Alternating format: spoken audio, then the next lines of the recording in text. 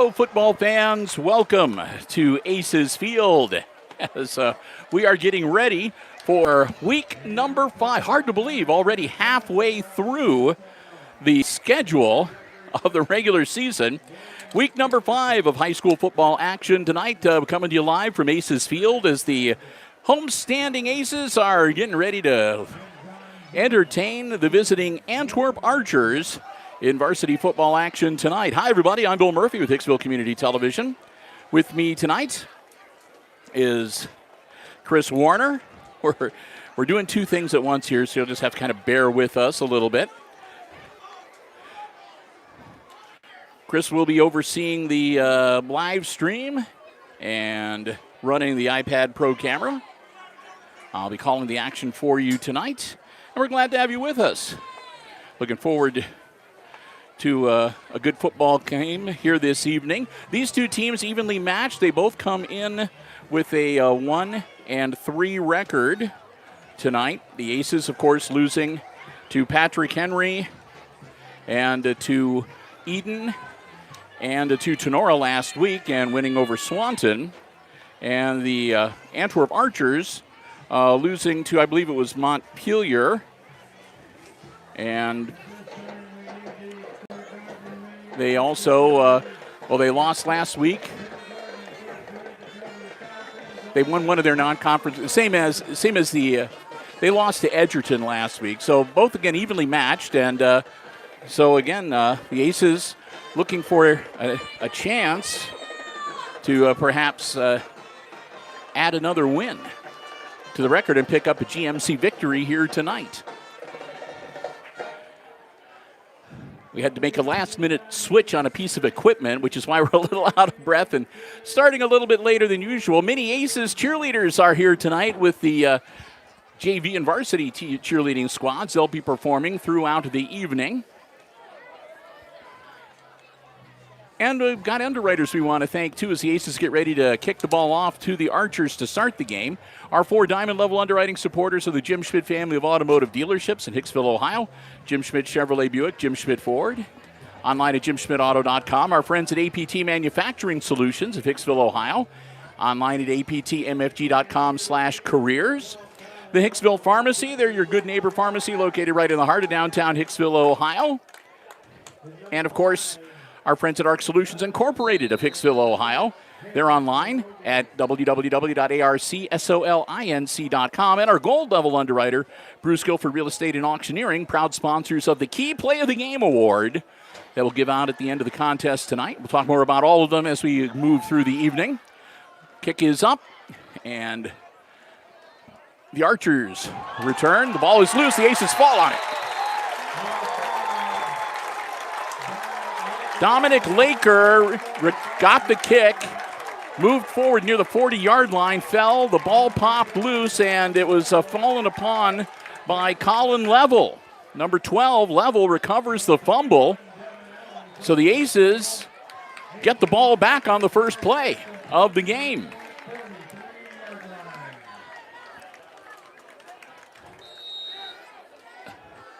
Level stays in the game. He's going to go out wide. The quarterback is number 7, Zane Smith, the 5'10 freshman.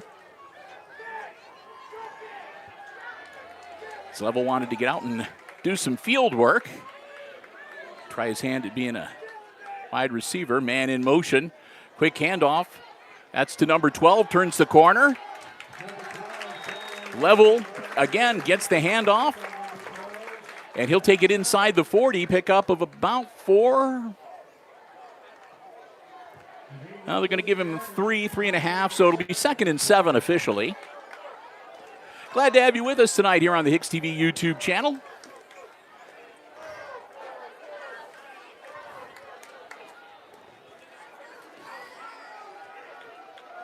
And hard count. I think they got him to jump. It's going to be an encroachment call. That'll tack on 5 more for the Aces, and that'll make it 2nd and short.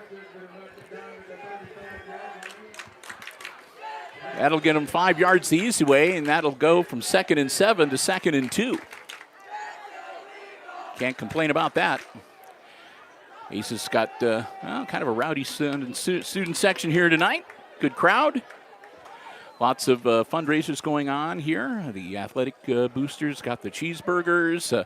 Somebody selling some crumble cookies. A big bake sale going on as well. So, yeah, come on out. Still plenty of time here if you want to come out and join us at Aces Field and see the game live and in person. Love to have you stop on out. If not, we'll bring you all the action here on HIX-TV. Quick handoff, and that should be good enough for first down yardage.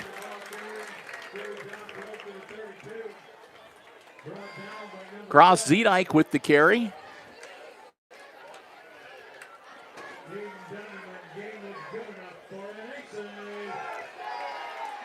Aces first down.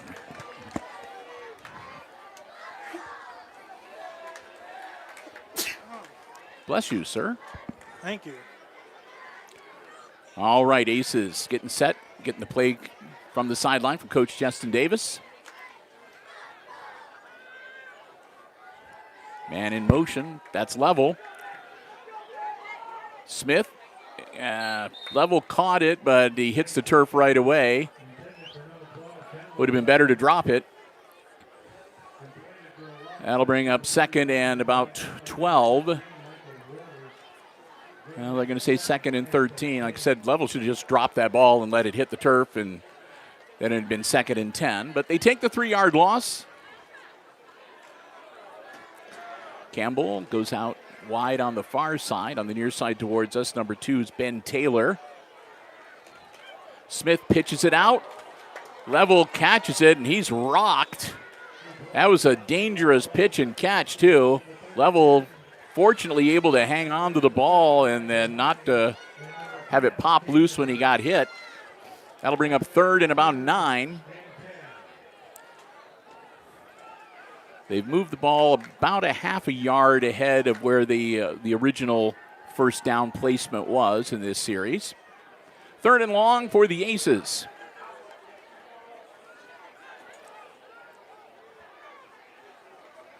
Smith puts the ball in the air, and it's off the hands of an Antwerp defender.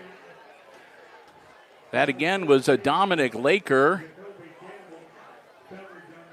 And Laker not able to draw it in. That'll bring up fourth down.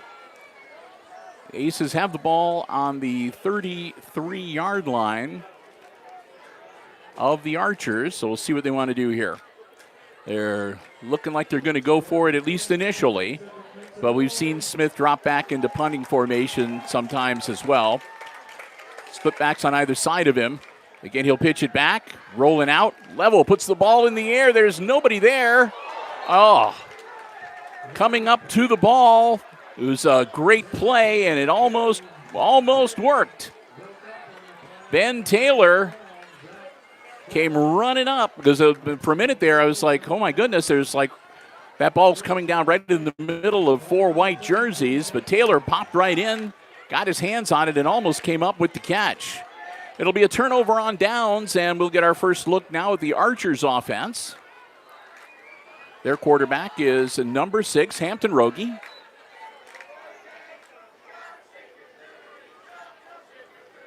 Rogie, quick handoff.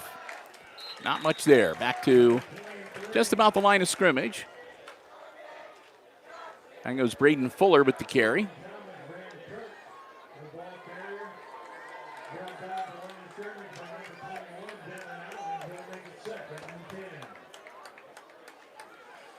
Or was that Van Kirk? I couldn't tell if that was 3 or 23. I think it was 23. I think it was Van Kirk that got the carry. So I apologize.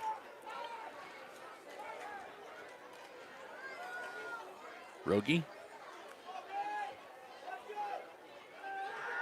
Looking downfield. He's in trouble. Rogie's in the grasp, and that'll be all.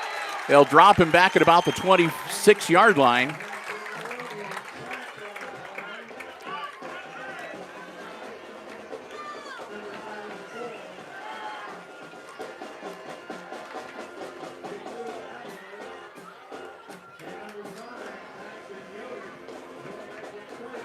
Paxton Yoder getting credit for taking him down.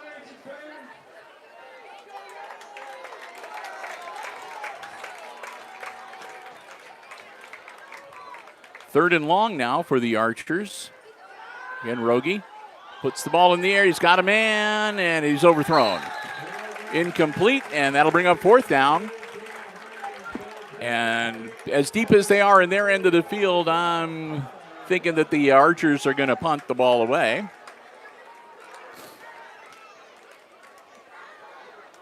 $7:43 to go here in our opening quarter. Bill and Chris, glad to have you with us here on the HIX-TV YouTube channel. Bringing you the action tonight here from Aces Field. And we had a little bit of a hiccup. Our OBS laptop decided to die on us. It decided it wanted the night off. You know, we had some problems with it charging the other day, too, so.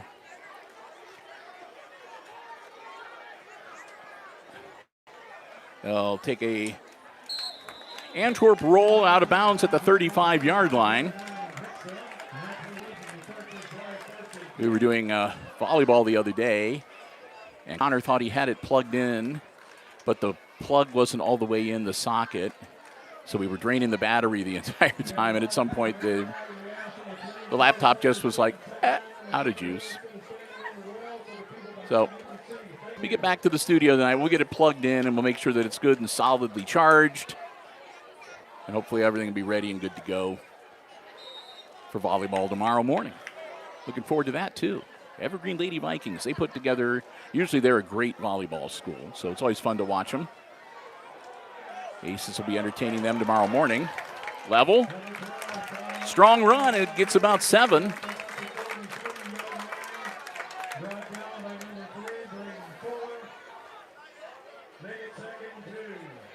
They're going to actually give him 8.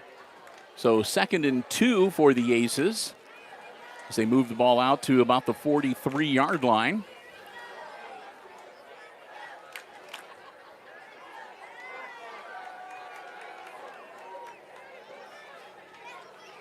Smith pitches it back to Level again. Level looking to turn the corner. Level does.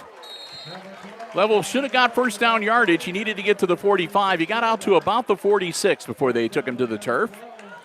That'll be a first down for the Aces, and it'll keep this offensive series going.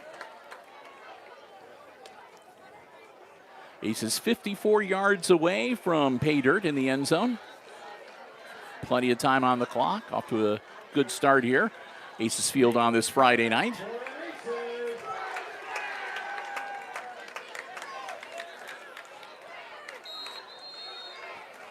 Not much there. That'll be a tackle for loss.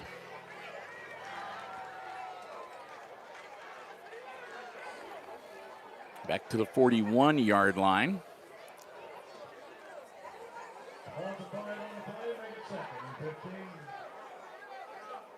So 5-yard loss on the play. 6:13 and the clock rolling in our opening quarter here at Aces Field tonight. Smith. Snap. Ball in the air, caught by Level. Level, stiff arm, nothing doing. He lost another yard. They lateral it out to Level. And Level loses another yard. So it'll be 3rd and 16.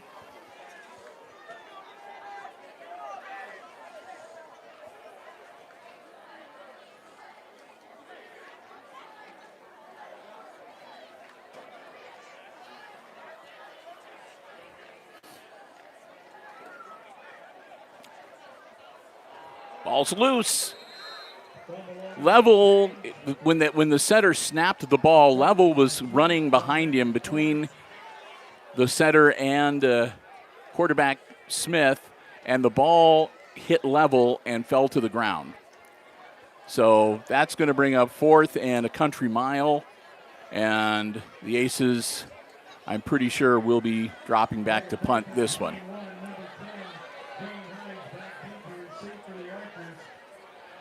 Kane Hines, number 10, is deep for Antwerp, anticipating a punt. Level, high arcing, and it's going to come down out of bounds. That's going to go out of bounds right around the 44-yard line of the Archers. That's where they'll set up 1st and 10. So far early on, Chris, both these teams showing some signs of being able to move the football, but just not able to get over that hump and really break out.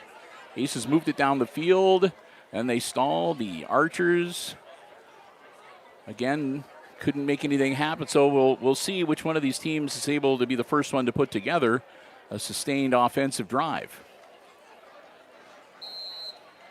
Rogie working out of the shotgun. Puts the ball in the air, and I don't know if it went off the hands. There were like two Archers that jumped up trying to catch the ball, and neither of them did it. I think the intended receiver was actually Hines, number 7, Ryder Hines, the 6'1" sophomore. But hard to say because I said I couldn't tell whether that ball might have got deflected a little bit. We'll see. Here we go, 2nd and 10. Rogie. This time a quick handoff right up the middle, still on his feet, powering his way through. Strong carry, that's Clevenger, Gage Clevenger. He'll move the chains and give the Archers a first down, and they'll be in the Aces territory for the first time tonight at the Hicksville 43-yard line.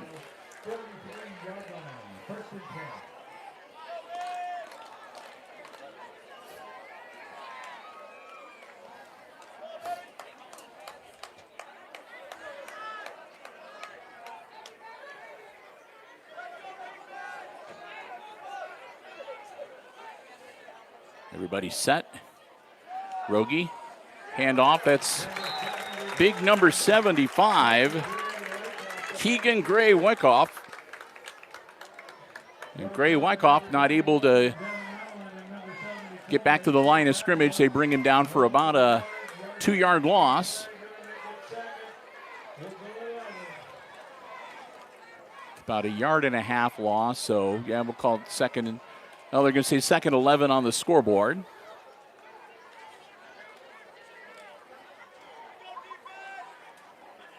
This time they'll hand off to number 2, and this time he'll get wrapped up and brought down. Again, just a little shy of the original line of scrimmage. That'll bring up 3rd and a long 10. Clevenger not able to break through that time. Closing in on 3 minutes to go in our opening quarter. Moving pretty fast here tonight, as most of the action has been on the ground.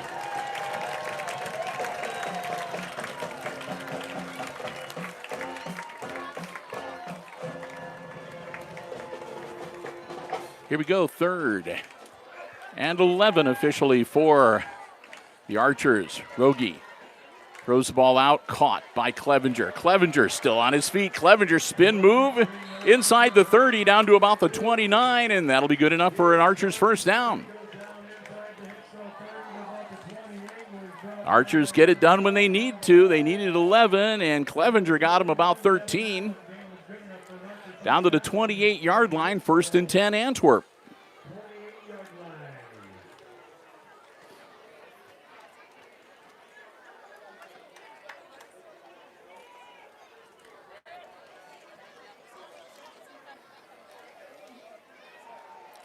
Again, number 2 with the carry. Again, a strong run and down near the 10-yard line. Clevenger's found a seam the last couple times he's had his hands on the football, and he's managed to get some positive yards. They're going to mark him actually at about the 12, 13-yard line. Yep, at the 12, 1st and 10 for the Archers. They can get a first down at about the 2-yard line. But they're not thinking about that. Clevenger gets the carry again. They're waiting for him this time. He's going to be stacked up, stopped just about right at the 10-yard line.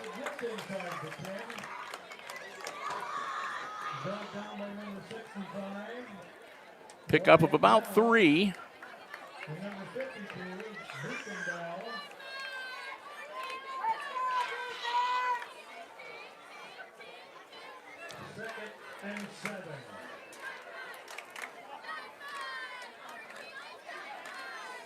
Clock still running, under 90 seconds to go here in our opening quarter.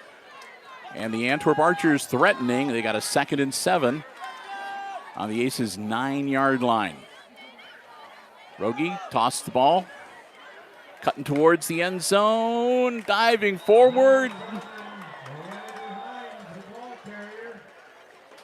That was Ryder Hines, number 7, carrying the ball.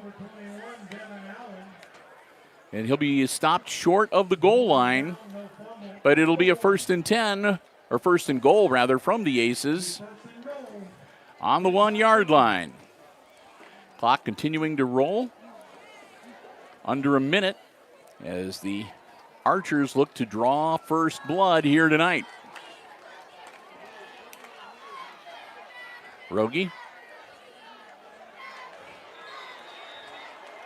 Touchdown.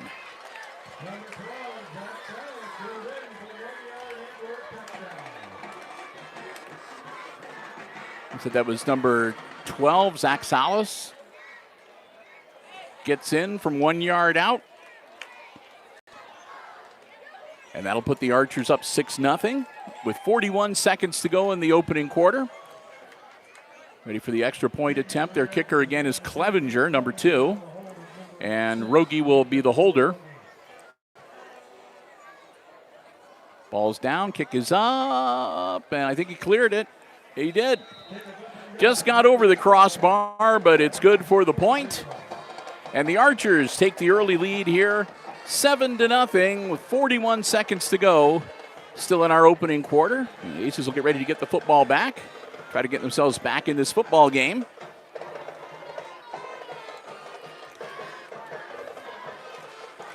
As you can hear, both the Archers and the Aces Pride Marching Band here with us at Aces Field tonight. They're both on deck to do some entertaining at halftime. Aces will be on the road next week. We're heading down to Paulding for next Friday's week number 6 game. And then week number 7, we'll be back here. It'll be homecoming week as the Aces will entertain Ayersville for their homecoming game on October 3rd. Then I think we're on the road to Wayne Trace. Back home for Edgerton. And we wrap up the season on the road on the reservation over at Fairview.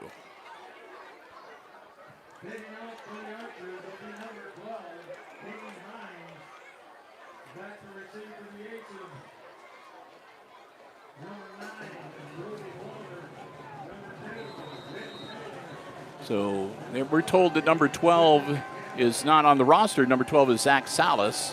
They're saying Kane Hines.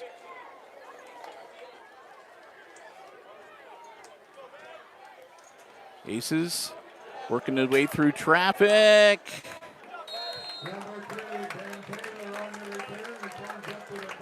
Taylor gets out to the 30-yard line for the Aces.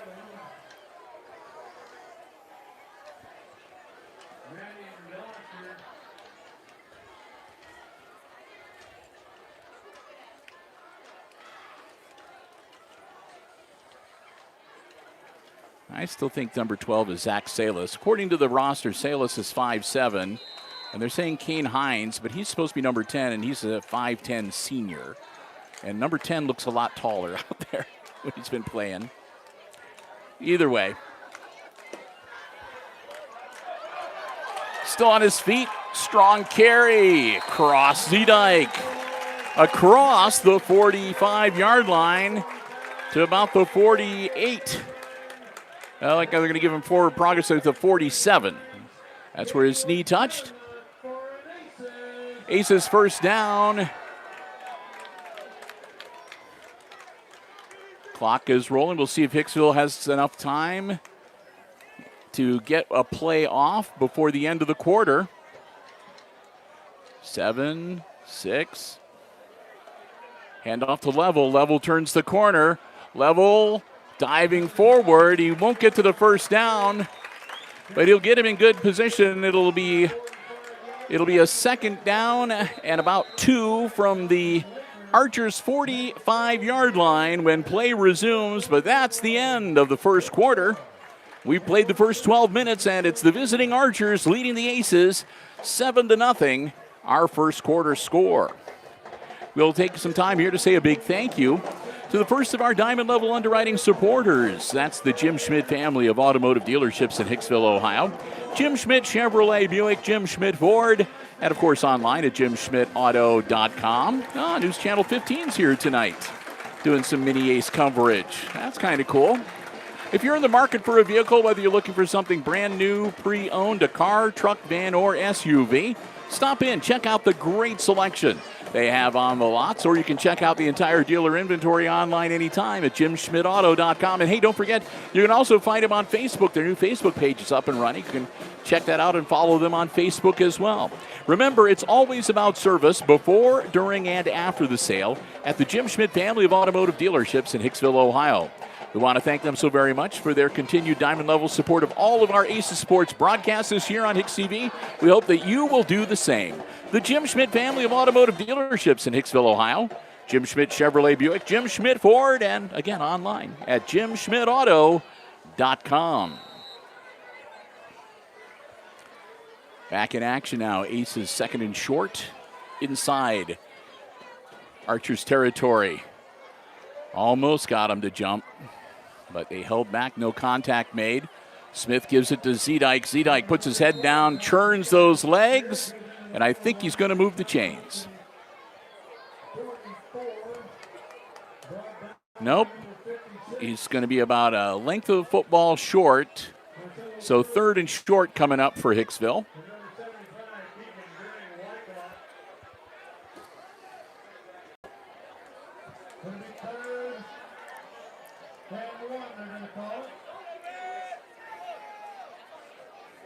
Straight forward, Smith gets a little brotherly shove there from a couple of his teammates, and that'll move the chains and get the Aces a fresh set of downs.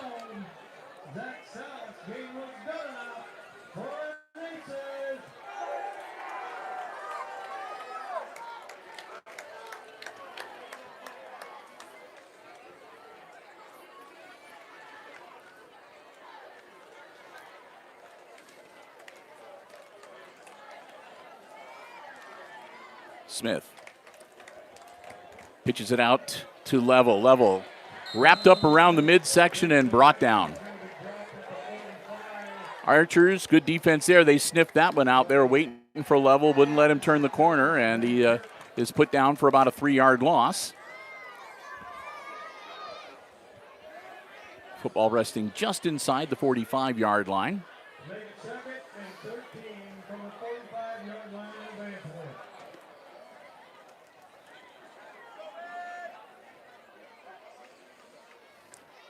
This time Zedike gets the carry. Cross is going to spin.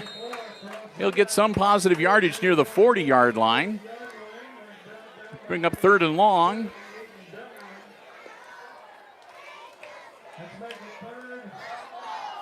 Third and about 8 for Hicksville.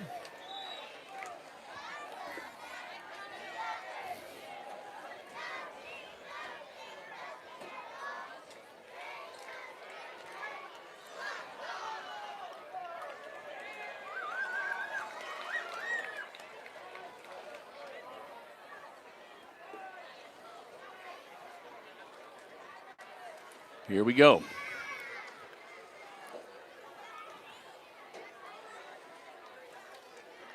Smith. Smith, nice move. Smith, first down yardage.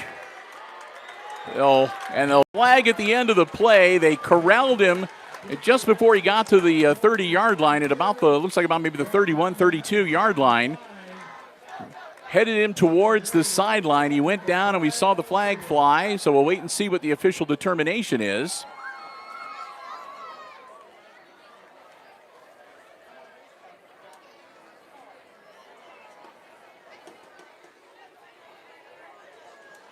That'll be a face mask against the Archers.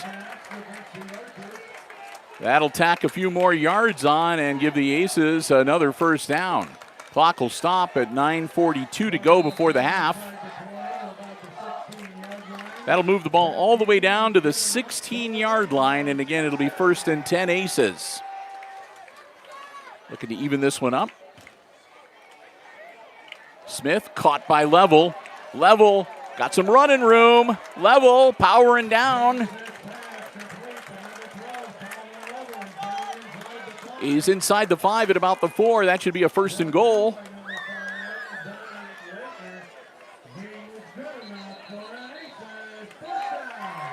First and goal, Aces from the Antwerp 4-yard line, and a timeout on the field called by the Aces as they want to make sure everyone is on the same page for this possession, looking to get back into this game and tie it up here at Aces Field tonight. As I said, hard to believe, but yeah, we're already halfway through the regular season. This is week number 5. And so far, if you've been following in the Green Meadows Conference, the 3 teams of note, obviously, are the Fairview Apaches, the Paulding Panthers, and the Edgerton Bulldogs, all of them going into tonight's action with perfect 4-0 records. They will be the teams to beat, and those teams match up against each other. That'll be some exciting football games to watch around the Green Meadows Conference. The Apaches, I know, are playing the Rams tonight. So, and I think Edgerton is entertaining Wayne Trace. But we'll try to keep our ears open. If we pick up any scores, we'll see if we can pass them along.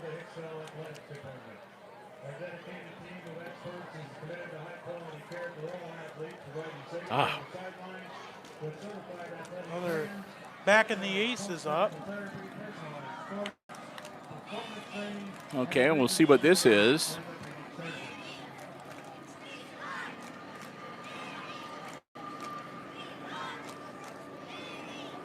So, it looks like they're gonna redo the play. No, it looks like there might have been like a hold or something at the line of scrimmage. I did not see the indication.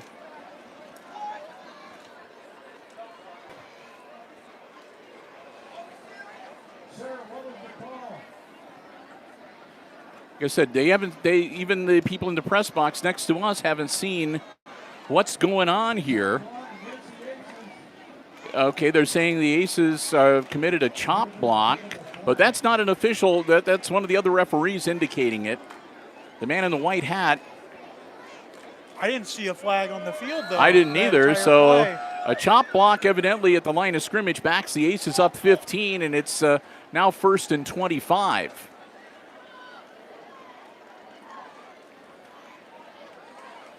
Wow.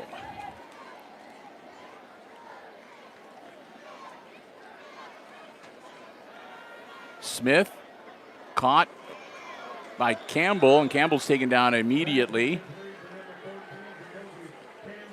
Campbell might have got a yard.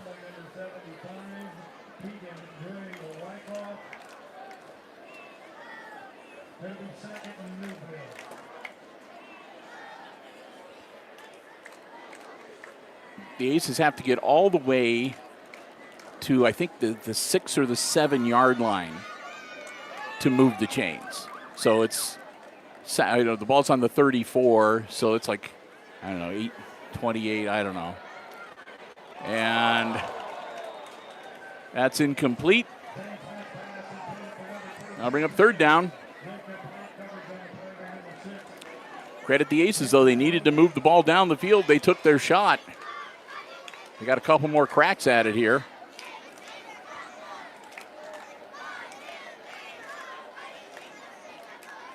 Clock stops on the incomplete pass with 8 minutes and 18 seconds to go before halftime.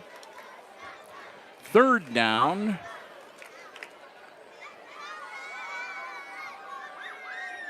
And 26. Smith caught, and again, that short pass, there's nothing there to run with. And again, Campbell makes the grab, but as soon as he does, he's taken to the turf, and he's only made about a yard's progress.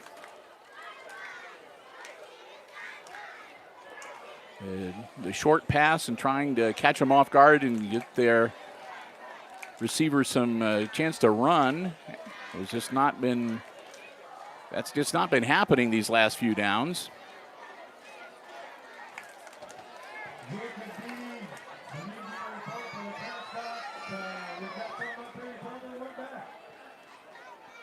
Smith in trouble, gets the ball up, and that's almost picked off. He tried to hit Level coming across the middle. It was a little too high. Level jumped up, couldn't get a hold of it.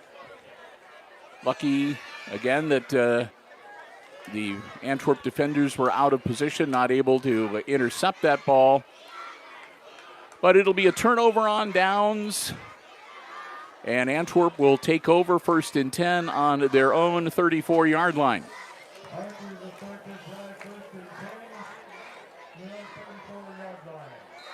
So the Aces, again, the infraction committed. They would have had a 1st and goal on the 6, but the chop block puts them deep in the hole. And oh, ball's loose, and it's a pile up in the middle of the field.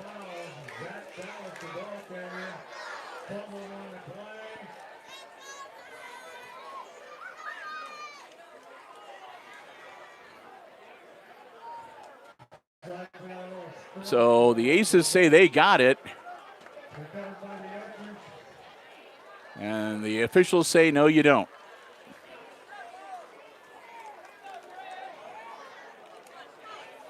Antwerp retains possession of the football out at the 45-yard line, which will get them a 1st down.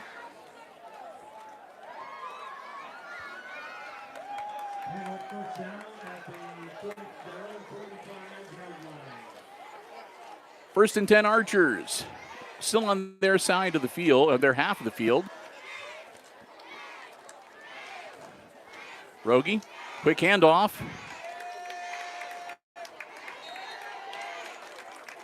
Not much there for number 23. Van Kirk.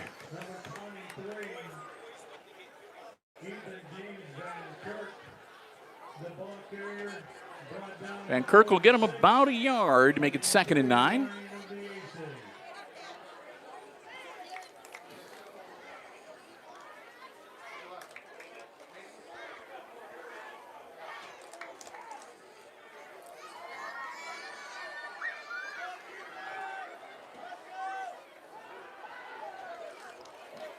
Catch made. And he'll be brought down again. The grab was made by Braden Fuller, and Fuller gets into Aces territory. They'll bring him down at about looks like about the 48-yard line of Hicksville. That'll make it 3rd and about 4.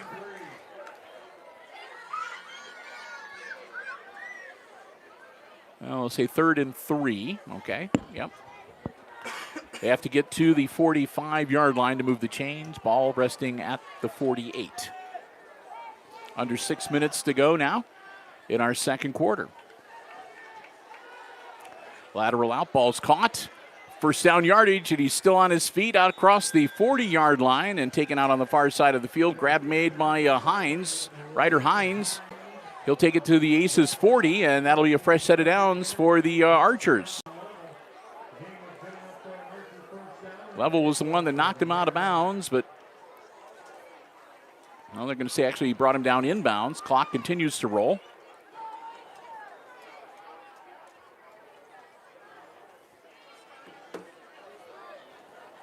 Rogie puts a man in motion.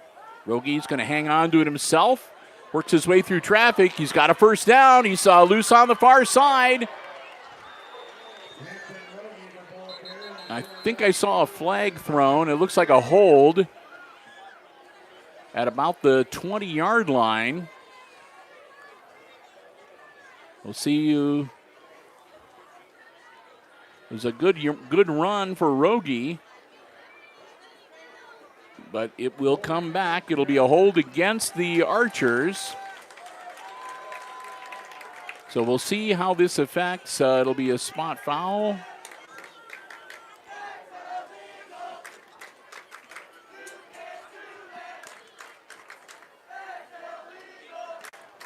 And that will back the ball up. And that still might give him a first down. It does. So even with the holding call and the 10-yard penalty, they still gain 10 yards. And the Aces are going to call a timeout. They need to talk about this. Hey, we want to say a big thank you to Bruce Guilford Real Estate and Auctioneering. They came on board as a gold level underwriter for all of our GMC football coverage the remainder of this season. And they are sponsoring the key play of the game, the Guilford Real Estate and Auctioneering key play of the game.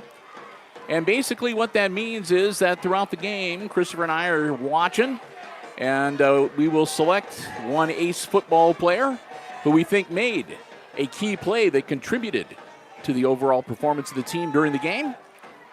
Doesn't matter whether it's a win or a loss, a key play is still a great play, and it deserves to be recognized.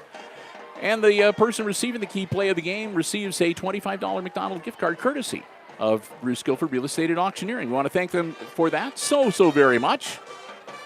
I got that gift card in my back pocket right now, waiting to find a new home at the end of this game here tonight.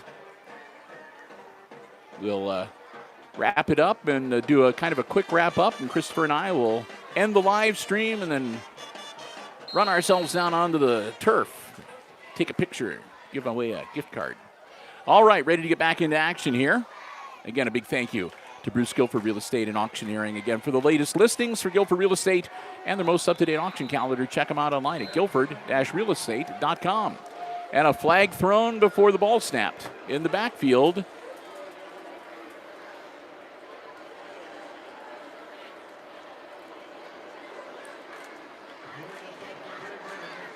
And it'll be an illegal substitution against the Aces, which will give 5 more yards to the Archers.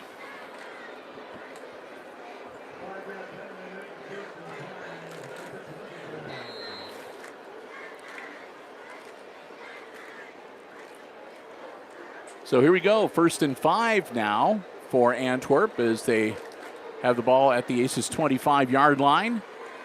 Van Kirk gets the carry again. And he'll get him another first down, it looks like.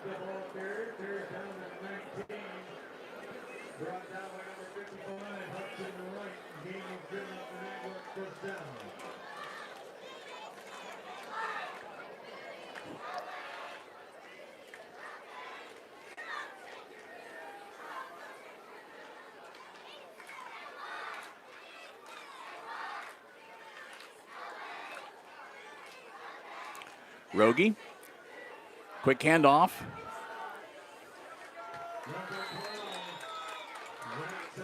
Zach Salas powers forward. He'll pick up a few. Gain of a couple.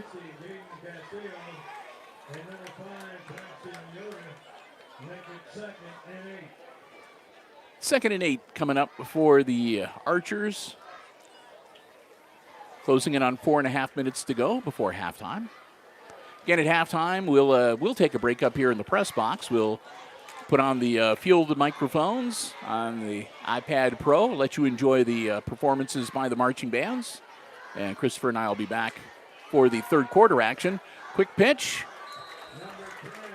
And that's to number 10, and that is Kane Hines.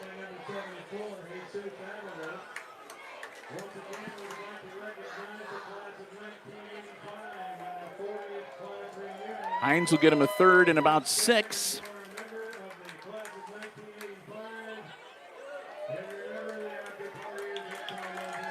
Recognizing the class of 85 tonight, Hicksville class of 1985. Before your time, Christopher. Yes. Ball's loose. I think that Rogie fell on it. But that'll bring up 4th down and back him up a couple yards. Back to 4th and 8. So see what the Archers are going to do here. They'll switch some people out. think you're going to go for it.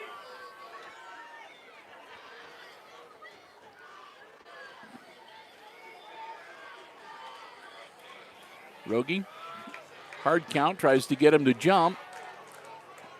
Aces, and then they'll call a timeout.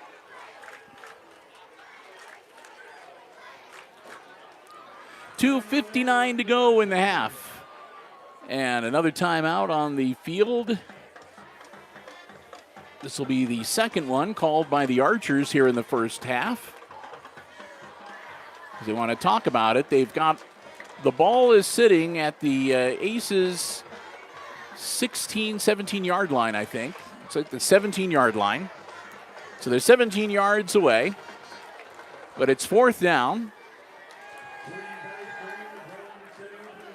They'd like to put some points on the board. I don't know if their kicker would have the leg to try for a field goal from this distance. But even if they get some, even if they don't get any forward progress and they turn the ball over on downs, they'll still have the Aces pinned deep with not a lot of time to work with before the half ends. So we'll see what the Antwerp Brain Trust has come up with here. Rogie's going to work out of the shotgun. Clevenger, the lone back behind him. Man in motion. And it's sort of a blind pitch and nothing doing.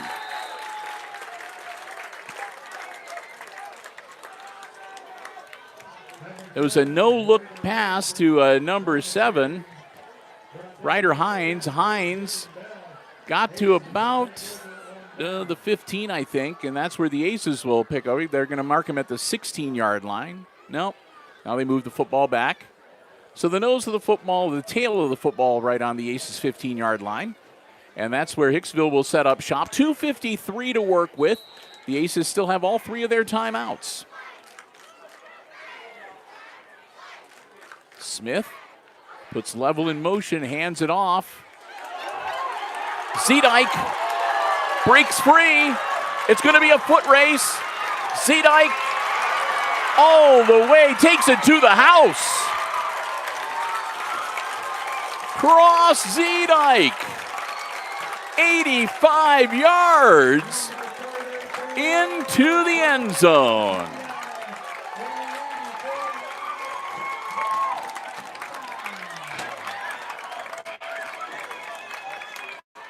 Bill, we haven't seen a run like that in a long time. Yeah, I guess I was looking for the flag somewhere on the field, but there's nothing.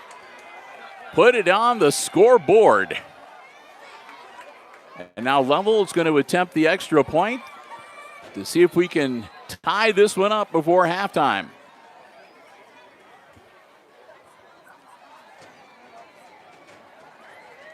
Snap, ball down, kick is up. And it's good. Level recovers the fumble to start the game and give the Aces the football right off the bat. And then he puts it through the uprights to convert to make it a 7-all game. And we still have 2:39 to go here in our opening quarter. So now Antwerp has to be thinking about getting the football back and then putting their 2-minute drill into effect to try to work it down the field. The Aces, of course, they're going to want to put a stop to that and maybe even see if they can get the football back with some time to work with. We'll see what happens. Glad to have you with us again here. Aces Field. It was a warm one today. We were working up a pretty good sweat when we were carrying all the equipment up here to the press box and getting everything set up all out here. But now that the lights are on, seems like it's trying to cool off a little bit at least.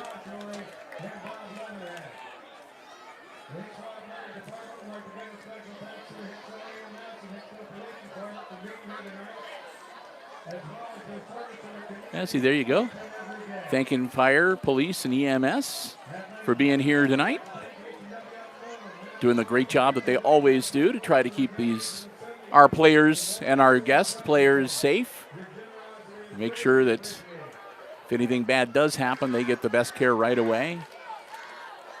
I saw the fire chief walking around a little earlier. And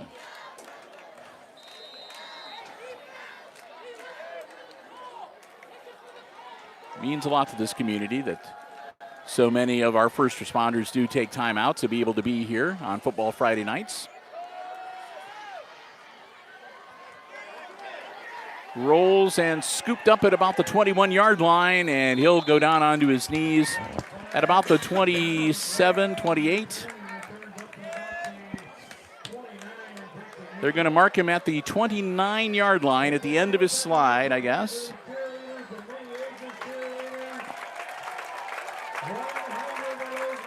I think that was Laker, number 5.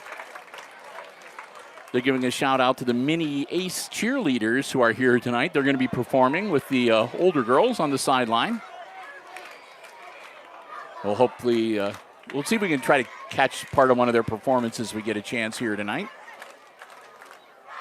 Rogie working out of the shotgun. Quick handoff to Clevenger. Clevenger powering ahead. Not first down yardage, but he'll pick up a good 5-6 yards. Level is the one that got him down. It'll be second and a long 2 for the Archers.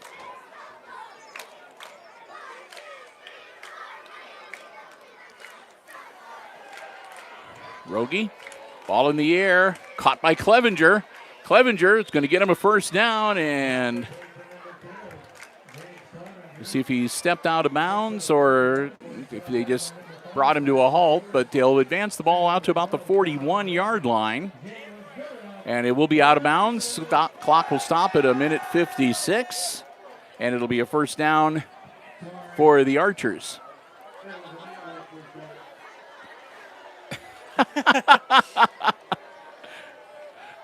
The field announcer forgot which team and had to do the first down cheer for the Archers. Oh. Well, that got him riled up. Maybe it wasn't such a bad thing after all. Exactly. Got everybody all riled up, and they drop Rogie for a loss. That'll be about a 3-4 yard loss for Rogie. Make it second and 13.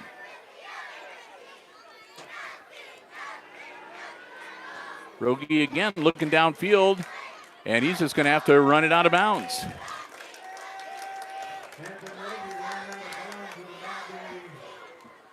I think he might have lost another yard or two. We'll see.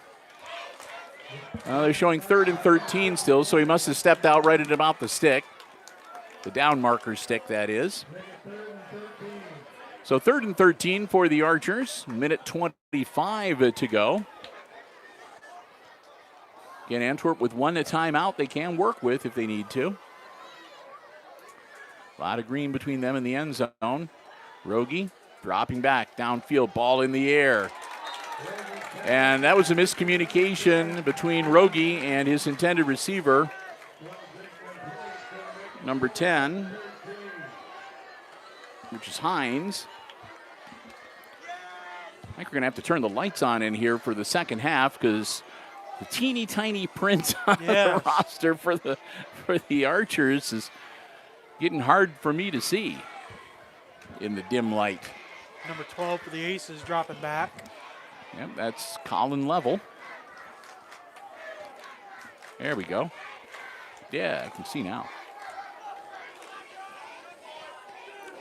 Ball's up, nice punt. Level catches it at the 32, and he's taken down almost immediately. So Level makes the grab, and he'll be brought down at the 32-yard line, and the Aces will have a 1st and 10 on their end of the field, and 1:13 to work with in all 3 of their timeouts. That was Signs with the tackle for the Archers.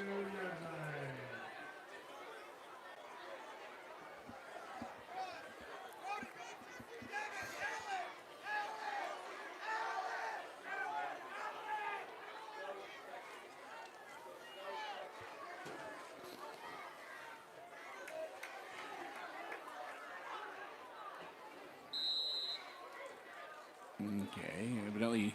All right, they had people running in and running out. Evidently, they got it all figured out.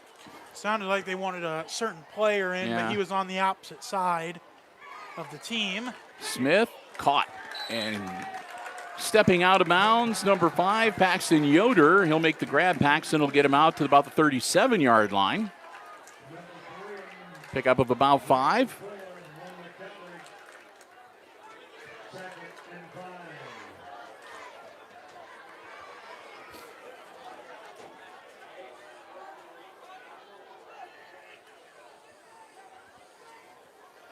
Smith hands it off to Zedike, and Zedike's going to get corralled.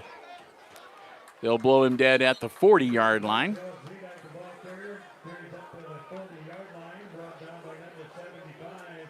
Timeout Aces. And I think Chris is correct. I believe the Aces have called their first timeout. Minute 3 left in the half. Let's give them a chance to get their personnel situated, get everything all squared up and ready to go.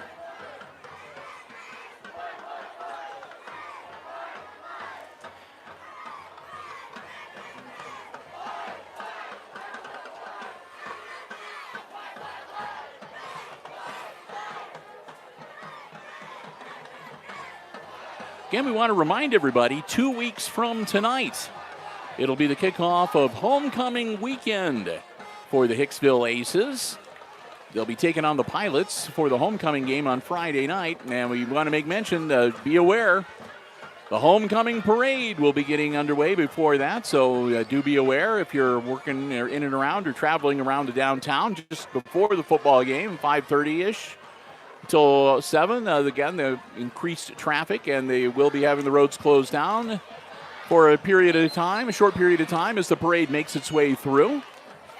And, of course, we'll be all set up here to bring you the parade as it arrives to Aces Field and all of the action as the Aces entertain Ayersville.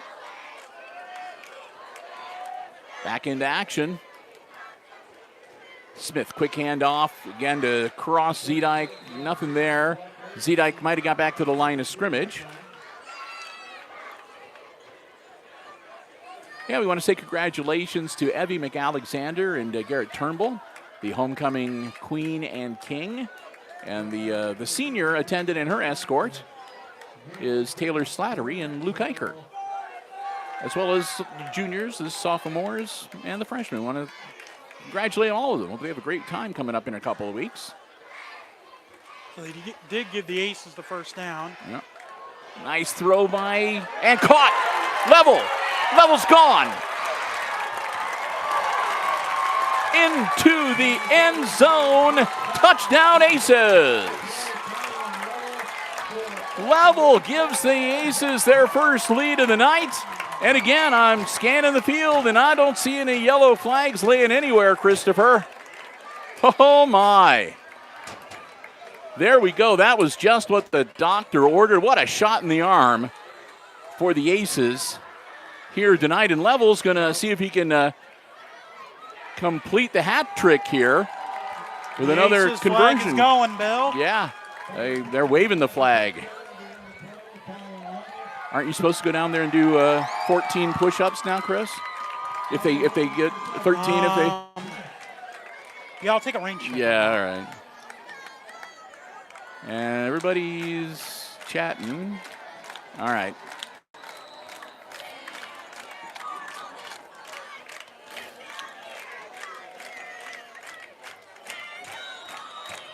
And that was blown dead. And they're saying encroachment.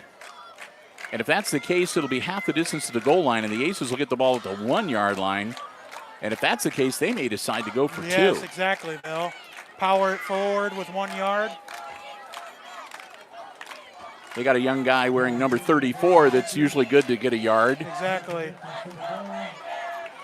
And look who's coming out onto the field. Oh, they're going to look like they're going to set up for the kick again. Okay.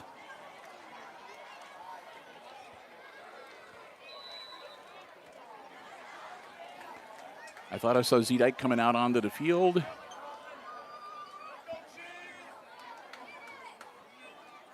And they're going to fake it. And they make it. What a play by Smith. There is a flag on the field.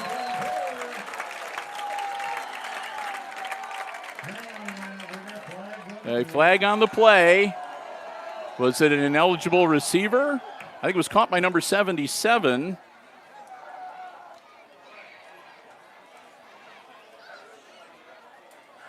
And we're having a conference.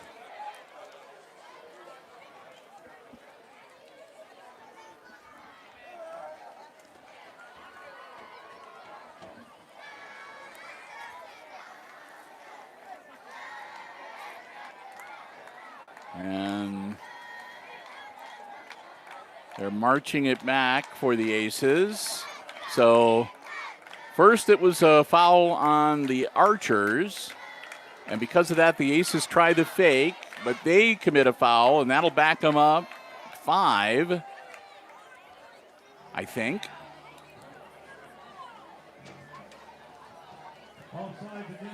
So the Aces say they were offsides. So this will be, I think, at either the 6 or the 7-yard line now.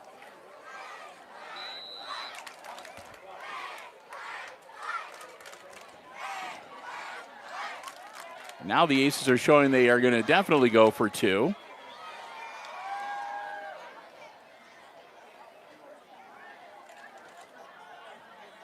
Zedike, nope.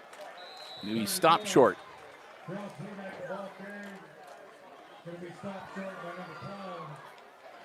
So the conversion attempt will start and stop and start and stop. And in the end, it fails. And our score is going to remain 13-7 Hicksville with 32 seconds to go before the half.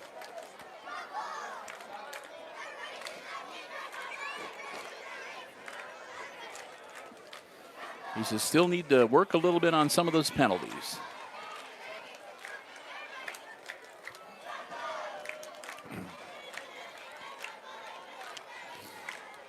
Although, Bill, we are seeing a lot of different fouls that we don't see often. I mean, offsides, chop block. Yeah. We don't see those types of fouls very often. Yeah, and usually we don't have a lot of the personal fouls. If we do get a personal foul, it's usually for either some type of face mask or, somebody roughing somebody by, running into them and not being able to stop in time or something along those lines. But yeah, we got the chop block racked up tonight. A couple of offsides calls. Had a face mask. So, but that's the game, and that's why they play it. You never know. So the Aces are going to get ready to kick it off. The Antwerp Archers. Rogie, the deep man, back, ready to receive. 32 seconds before the half. Aces want to hold on to their 6-point lead. Ball's up, low roller, and that's going to scoot. They're going to pick that up inside the 5-yard line. And Rogie, no, that's number 5, I'm sorry.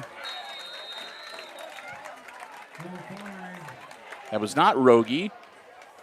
That was number 5, Dominic Laker. Allen brings him down, and Laker will get the ball out to about the 23, 24-yard line with 25 seconds to go. 1st and 10 for the Archers. So 23-yard line, 1st and 10 for Antwerp. Rogie looking downfield, rolling out. Still looking downfield, puts the ball in the air and overthrows his man out of bounds. Bill, at least the player did catch it, although the player was out of bounds. And it was one of the guys that was on the field. That'll stop the clock with 17 seconds. The intended receiver was number 10, Kane Hines. That'll bring up 2nd and 10. Ball remains at the 23-yard line, and now 17 seconds to go before intermission.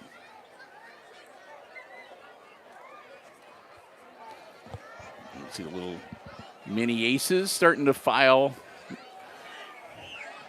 down. Catch them on camera for a little bit. Rogie again trying to move downfield, looking downfield, puts his arm into it, and it's caught.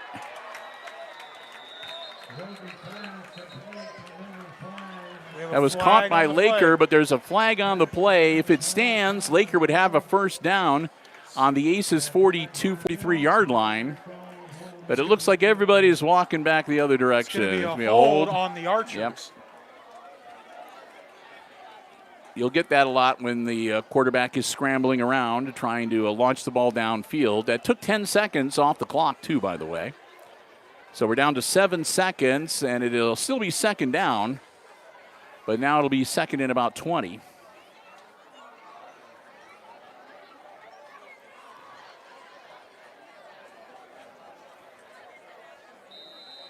As they move the ball back to the 13-yard line.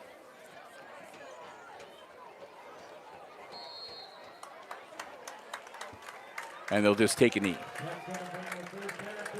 So the Archers take a knee, and that'll be the end of the first half. We've played the first 24 minutes here at our Aces Field tonight. And at halftime, it's Hicksville leading the Antwerp Archers 13-7, your halftime score. As we get ready for the halftime entertainment, I'll take some time to say another big thank you to another one of our Diamond Level underwriting supporters making our coverage possible tonight, and that's our good friends at APT Manufacturing Solutions of Hicksville, Ohio. Offering solutions to business and industry that include welding, powder coating, safety equipment, and more. They're located right here in Hicksville's Industrial Park. And they're looking to add to their roster. They got some great opportunities available. If you'd like to learn more, go online. Check out aptmfg.com/careers. That'll take you to a complete listing of all of the opportunities they have available. Many of them come with specialized training and certification opportunities. You can fill out an application online, upload your resume. They'd love to hear from you. And who knows, maybe you can become a part of the APT manufacturing family. We want to thank Tony Nicewander and the whole gang at APT for their continued underwriting support, again, of all of our Aces Sports action in 2025, all of the sports that we cover, all levels of play across all of our broadcast platforms. Whenever you see Aces Sports action on HIX-TV, they're the ones that help make it possible. We hope that you will thank them as much as we do. APT Manufacturing Solutions of Hicksville, Ohio, located in the Industrial Park and online at aptmfg.com/careers. 13-7, the Aces with the halftime lead. The Antwerp Archers Marching Band taking the field. Chris and I are going to shut down the headset microphones and let you enjoy the music. We'll be back with the third quarter action, so don't go anywhere. You're watching high school football week number 5 action coming to you live on the HIX-TV YouTube channel. Number 21 on the Billboard Hot 100, taking it Twisted Sisters only, Tom 40 Zero.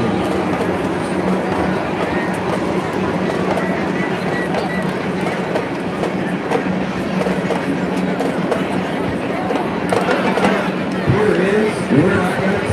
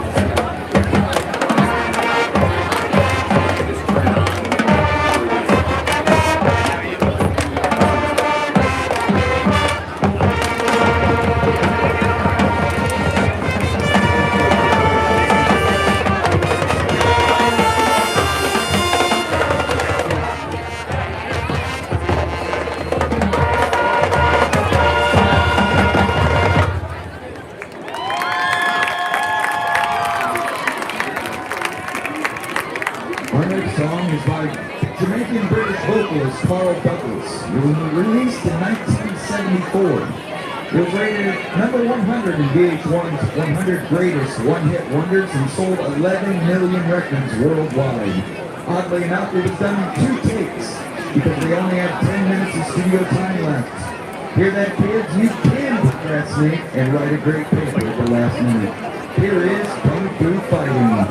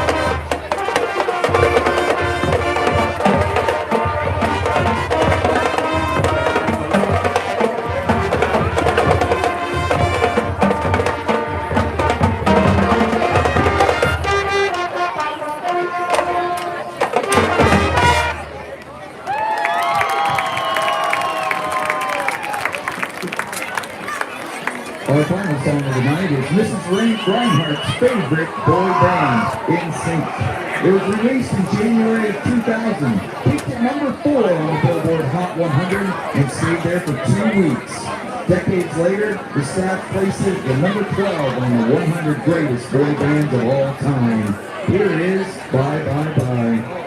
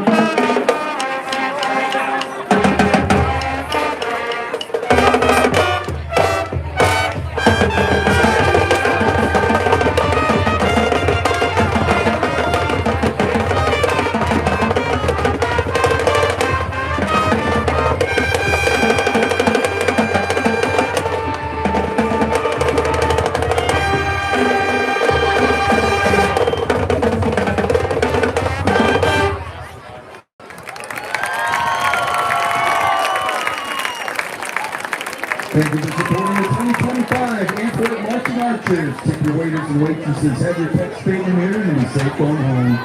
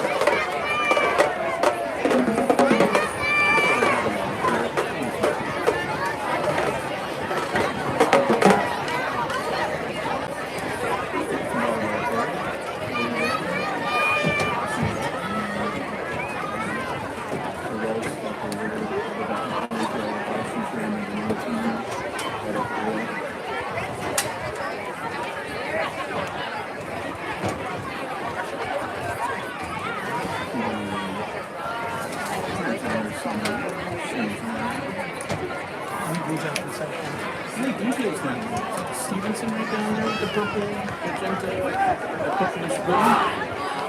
Down at the end. Front row. There's a girl. Oh, there is. Yeah, what's it? Yeah, it is.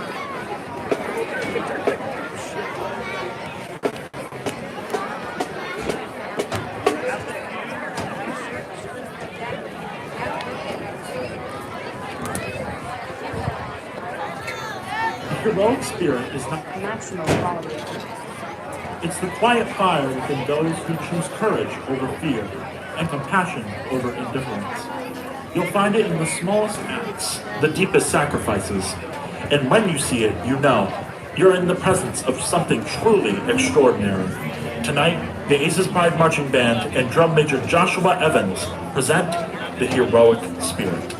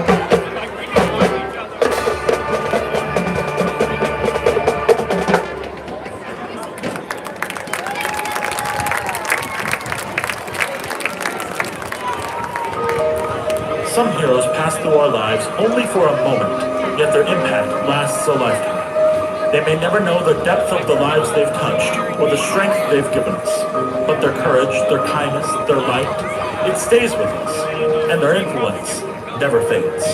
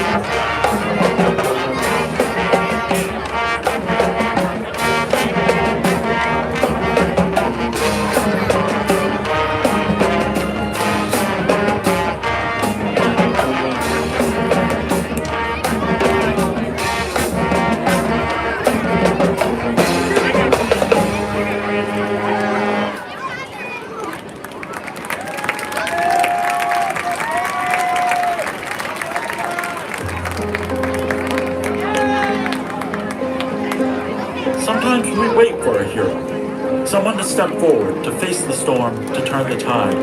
And when they come, they remind us of the power of courage, the strength of honor, and the beauty of sacrifice. They may not wear a cape, but when they arrive, the world knows it. And we stand a little taller just to see them shine.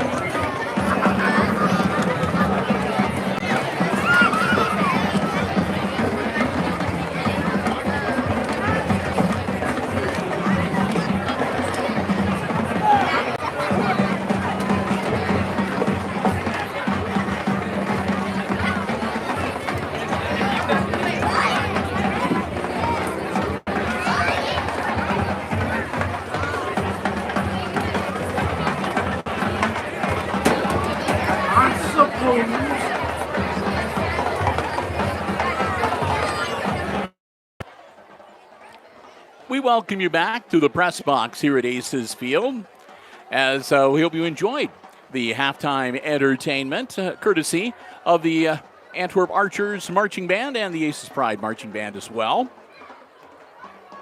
Just about done with the initial time on the halftime clock. Of course, they'll tack on another 3 minutes for the teams to come out and get warmed up.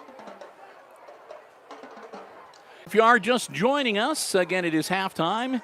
Week number 5 action here at Aces Field, and the homestanding Aces leading the visiting Archers tonight 13-7, the halftime score. Bill Murphy and Chris Warner, your HIX-TV crew, bringing you the action live tonight here on the HIX-TV YouTube channel. I'm glad to have you with us.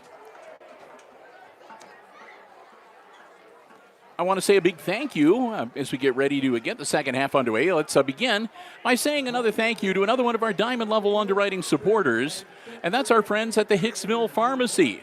They're your good neighbor pharmacy located right in the heart of downtown Hicksville, Ohio. A full-service pharmacy for you and your family's pharmaceutical needs.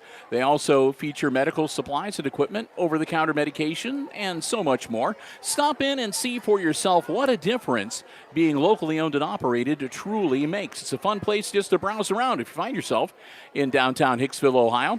They have gifts, sundries, candles, greeting cards, Ohio State, Michigan paraphernalia, toys, all sorts of stuff. You never know what you're going to find.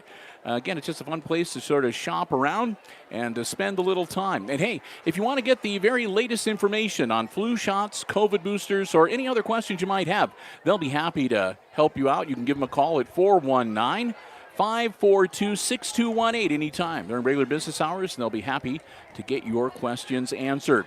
We want to thank the Myers family for their continued Diamond Level support. Again, Diamond Level underwriters underwrite all of our Aces sports coverage throughout the year. All the sports we cover, all levels of play across all of our platforms. We want to thank them so very much. We hope that you will do the same as well. Our good friends, the Hicksville Pharmacy. Again, they're your good neighbor pharmacy located right in the heart of downtown Hicksville, Ohio. Well, we mentioned that we are streaming live on the HIX-TV YouTube channel, and that is the home for all of our live streaming Aces sports coverage here for Hicksville Community Television. And if you enjoy and appreciate the free coverage that you can watch on our YouTube channel, and you haven't already done so, please consider subscribing to our YouTube channel. It doesn't cost anything. We don't have any membership, we don't have any members area or anything like that. But when you do subscribe, you do help us out with our search engines and the metrics and all the YouTube type of stuff. You can also let us know what you think. You can give us the thumbs up, and we always appreciate receiving some of those and your comments as well. And in addition, you can hit that notification bar, and that way, whenever we schedule a new live stream event, you're the first to know, and you're also the first to know whenever we post new content to our video on demand library here on the HIX-TV YouTube channel as well. So for the many who have already subscribed, we want to thank you so very much. And if you're not one of them, please consider joining us. We would love to have you hit that subscribe button and become a member of the community of Hicksville Community Television. And remember, you can also follow us on Facebook. We'd love to have you as a Facebook follower, and on Instagram as well. I think Christopher's been up here snapping shots for Instagram off and on. So who knows what he'll be posting a little later this evening. He's got this look on his face like, what? Huh? What? Me? Who? Yeah, getting called out. But yeah, no, we do. The Instagram is a great place, I always say, for the behind-the-scenes photos. Yeah. A lot of stuff that doesn't make it on Facebook goes on the Instagram with, of course, it's a smaller audience, so we can do a lot broader type of post on Instagram. Every now and then, too, I post a little meme here and there, too. So have a little fun with it. Yeah, a lot more fun, more laid-back kind of content that goes on the Instagram. And again, so following us on Facebook, Instagram, whatever, again, doesn't cost anything. We don't have a members area or anything along those lines. We are just here to provide coverage of events of interest for our community. The Aces are going to have the ball right away again here to start the third quarter. They got the ball on a recovered fumble to start the first half. And it looked like the Archers are trying to jar that ball loose and maybe create a fumble and get the ball back on their own to start off quarter number 3. Not seeing any indication of a change of possession, so I'm going to guess that won't be the case. And so the Aces, with that 6-point lead, will have the football first here in the second half of action. And again, glad to have you with us here at Aces Field on this Friday night. Got kind of a nice breeze blowing occasionally every now and then. It's cooled off nicely. Maybe you're just getting the breeze, and I have like nothing coming over here. Here, how about this? Yeah, there you go. Yeah. That'll be 5. That was number 70, I believe, for the Aiden Dunderman for the Archers. Just lean over a little too far, and then you have that terrible thing where you know you're going to lose your balance and you're not going to be able to stop yourself from falling forward.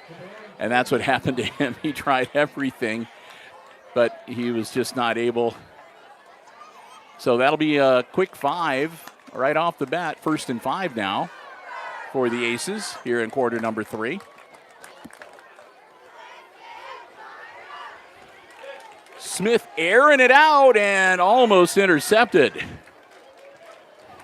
Taylor just could not get around number 6, Hampton Rogie, the quarterback, also playing on defense. And Taylor was trying to get around him and just could not do it. And again, a little bit of luck because Rogie's got good height on him. Hampton is 6'5". He reached up and almost was able to pluck that ball out of the air. 2nd and 5 for the Aces.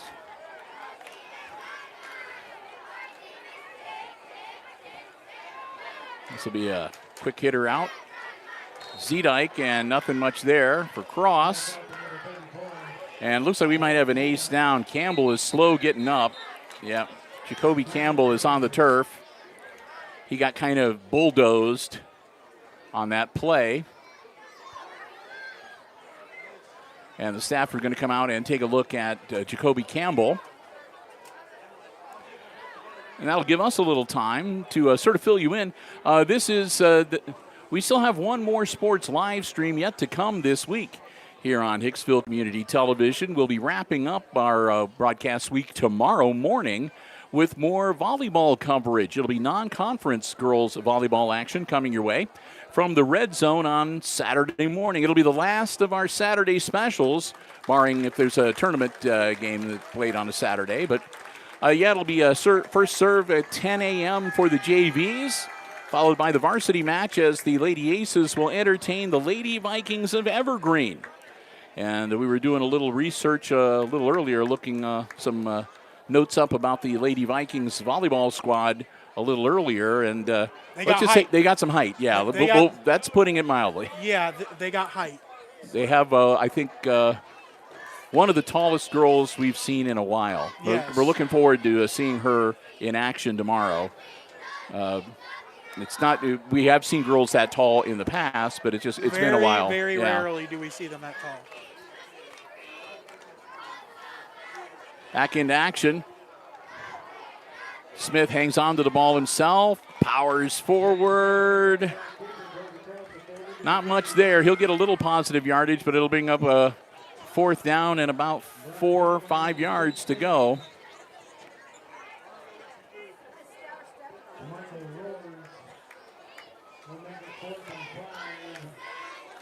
So a 4th and 5 coming up for the Aces. The ball at their own 41-yard line.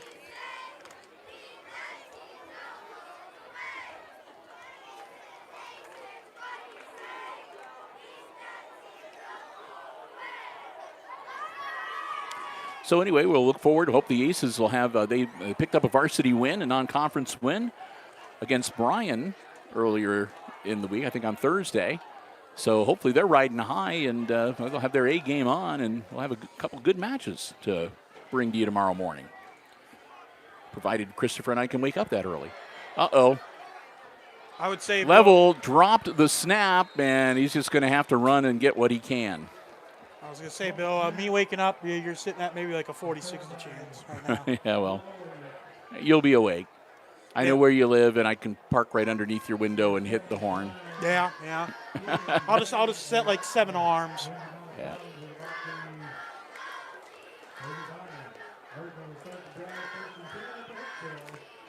So with the Bad snap on the punt. The Aces are going to turn the ball over on downs and give the Archers some really good field position. It'll be 1st and 10 for Antwerp on the Aces' 41-yard line. Excuse me, on the 35-yard line. Rogie still has the ball. Rogie gets rid of it. Caught. Was he in bounds? The referees are going to say No. he was out of bounds. Nope. It's an incompletion.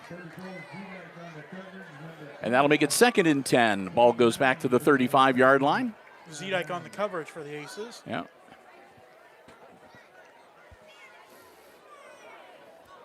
Cross Zedek really has his work cut out for him tonight, Bill. Well, he's been a bit of a workhorse so far this year for the Aces. Yes, he had that Strong running. 85-yard Yeah. touchdown earlier today.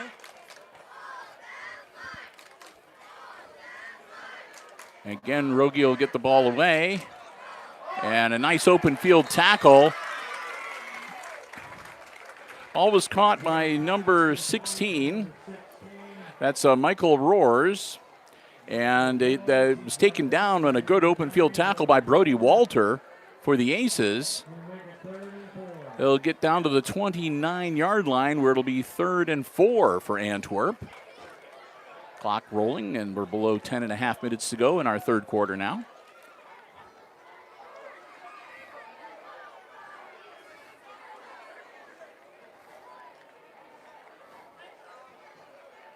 Rogie with the snap. Quick hitter, caught. That's Roars again, and Roars will be down inside the 15, and that'll move the chains. There's going to be a flag on the play. Oh, maybe not, yeah.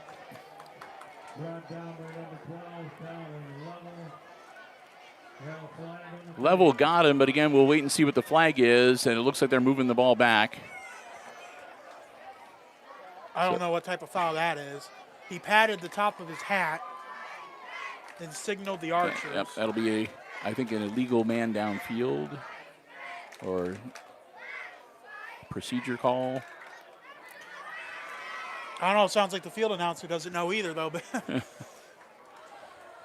that's why we have a great invention of the cell phone.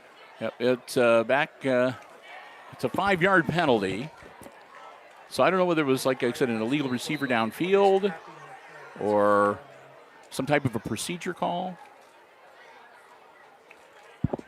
So, according to my 2-second researching, that is targeting. No, that targeting is at the side of the head. Yeah, That was my 2 seconds of research. that was not a targeting call. Rogie running for his life. Rogie still running, manages to get the ball away and hit right as it goes into his hands. Great defensive play, and that'll be incomplete.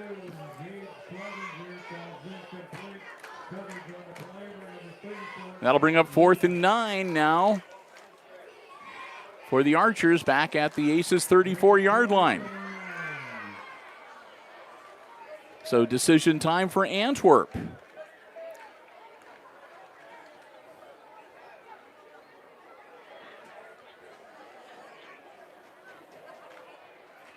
They've got to get down to the about the 26, 25-yard line. Rogie, quick hit. And they're going to bring him down. They're going to stop him short. At the 30-yard line, Aces will get the football back.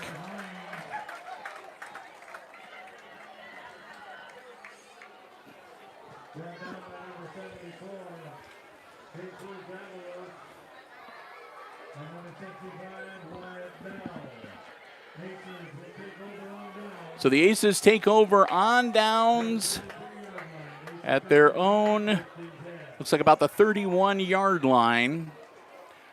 Football, the nose of the football right on the 31-yard line. 1st and 10.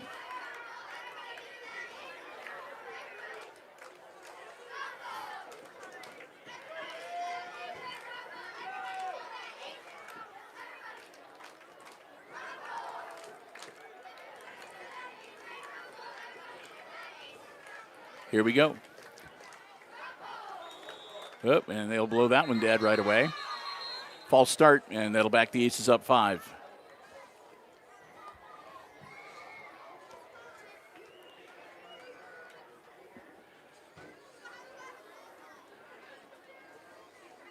I'm trying to look down to see Connor Myers who's going to be doing something special tonight.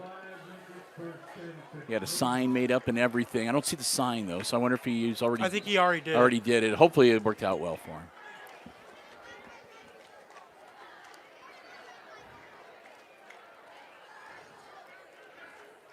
And no, he wasn't going to walk up and down with a sign saying, cheer, get arrested. Ooh. Speaking of that post, Bill, I want to thank everyone for their support on that post. For those of you who didn't know, we basically made Officer Garrett Franz famous. I'm just going to leave it at that. The post had... That was a good picture. Yes, the post had well over 400 likes and well over 50 shares. Yeah. He looked good. He looked good. I did speak to Officer Franz afterward. He did not know we took the photo until he got home later that night. Yeah. At least that would be a good surprise. Yes. So Smith got a man open and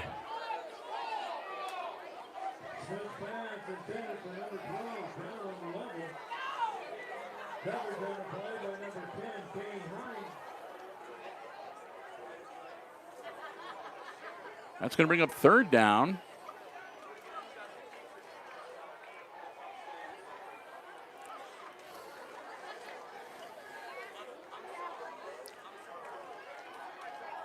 As the Aces have been getting the ball out, and they've been getting it down the field, but the receivers have not been able to get to the football.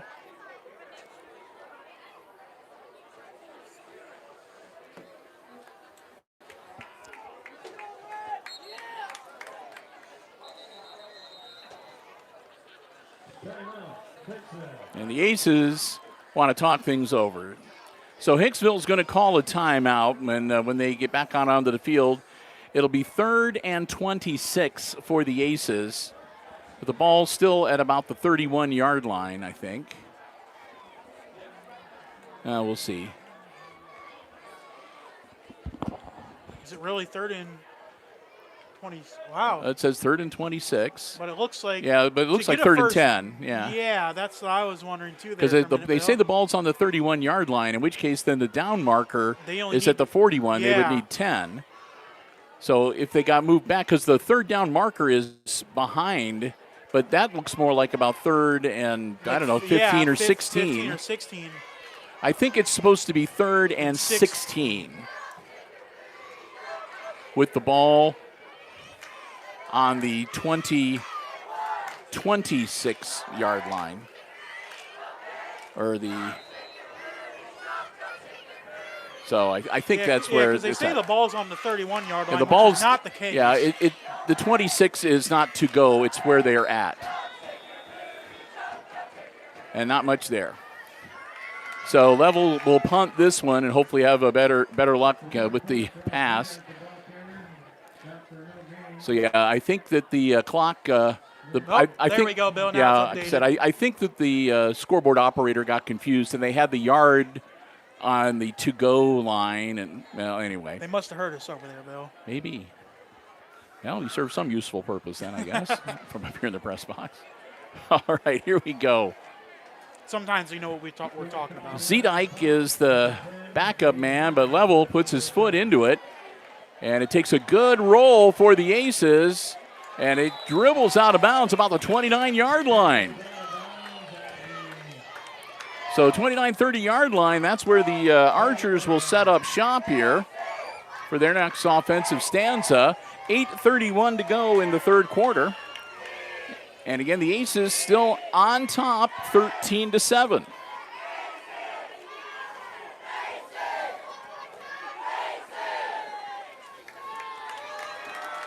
We do have a good crowd here tonight, Bill. Yep.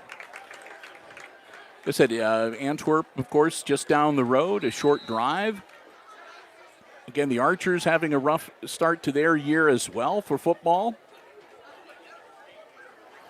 So pretty good crowd on both sides of the football. And we're glad to be able to bring the action here. That's Salas. And it bounces off of one and stays on his feet, still on his feet. This could be trouble. He turns on the jets. And he motors into the end zone. Zach Salas And he takes it into the end zone to tie it at 13.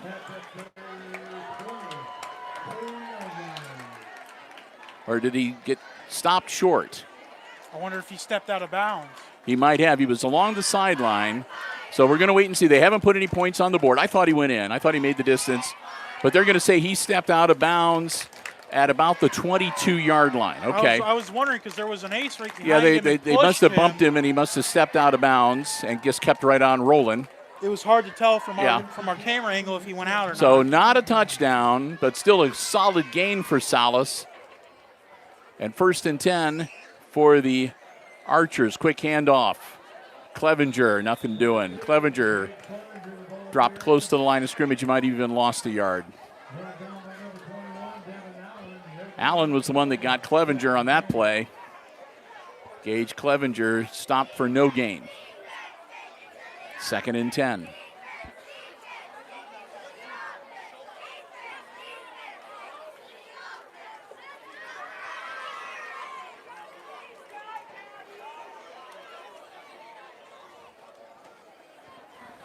Rogie hands off to Salas again, and Salas this time might have got a couple, 3.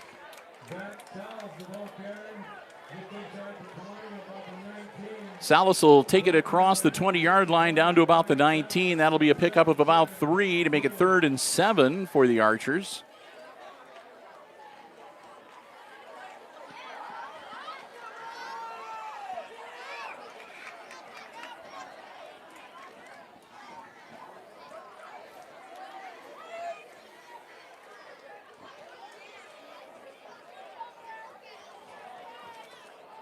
Salas going to get the ball carrying again. Almost broke free again. He'll be brought down short of the line of gain.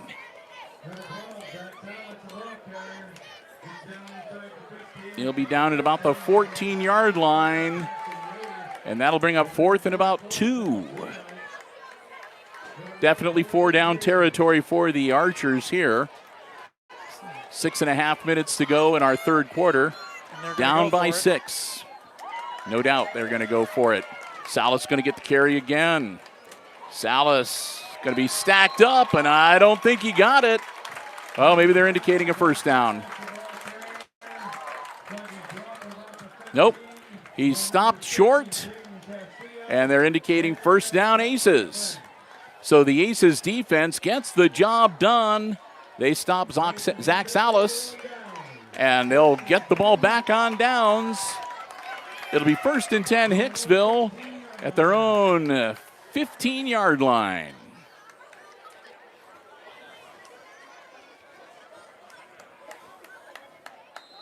Nose of the football right on the 15. 1st and 10 Hicksville. Zane Smith.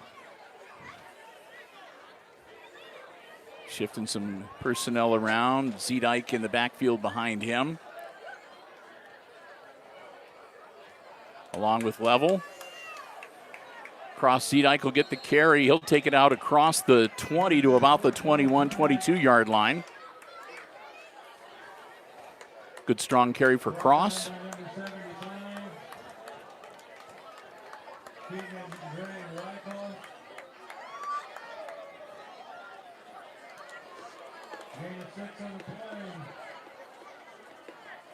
Zedike's run will pick him up 6. It'll be 2nd and 4.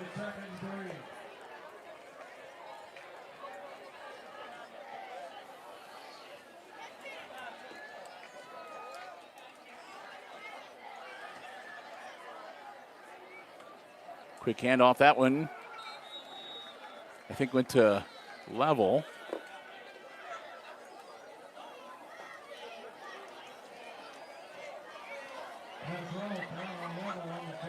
And looks like no gain on the play.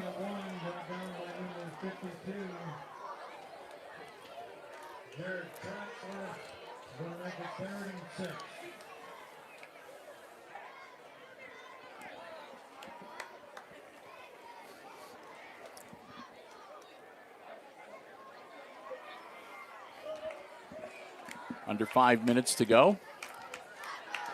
Zane Smith with the snap. He's airing it out, and that's going to be intercepted.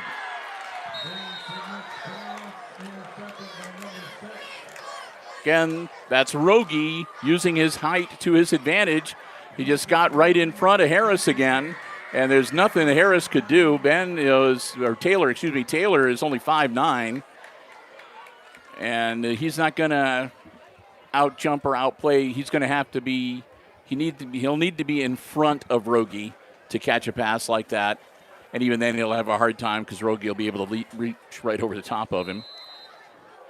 Bit of a mismatch there, but again, credit Taylor doing his best. With the interception, the Archers will take over at the Aces 43-yard line, 1st and 10. 4:46 to go in our third quarter.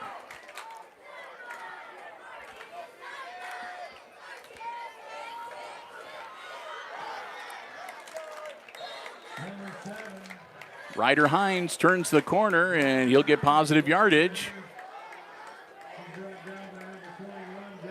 Good strong carry. It looks like he's going to get about 6 or 7 on that play.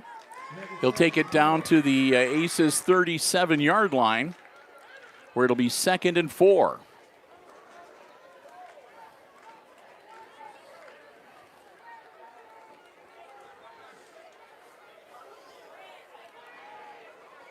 Again, Hines. This time Hines will be dropped back at the 39.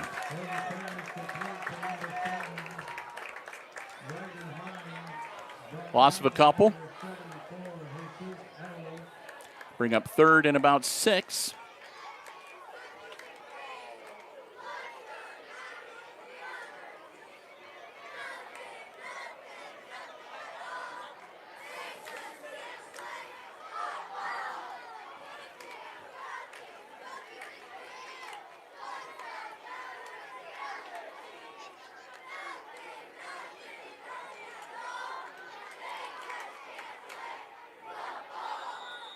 And I think that Antwerp going to take a timeout. I was wondering whether it was either a timeout or there was somebody or people moving around when they snapped that ball too, so I didn't know whether it was going to be a false start. But a timeout called. The Archers want to talk things over. They're facing a 3rd and 6 again with the ball, and the Aces about their 39-yard line.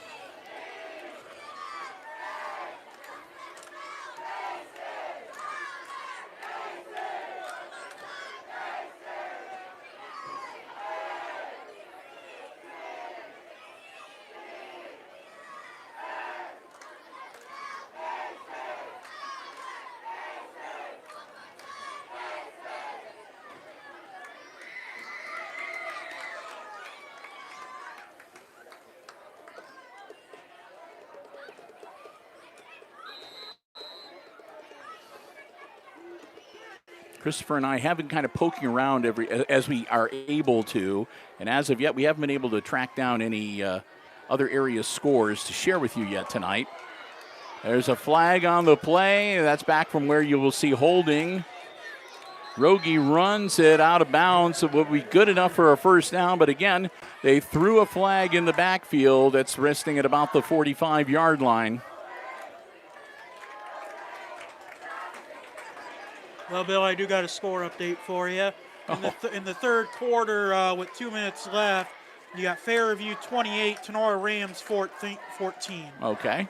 That comes from our friends over at Tenora Rams Live. Yeah, they're paced at about exactly. They're pacing at about the same as we are. We got 3:19 to go.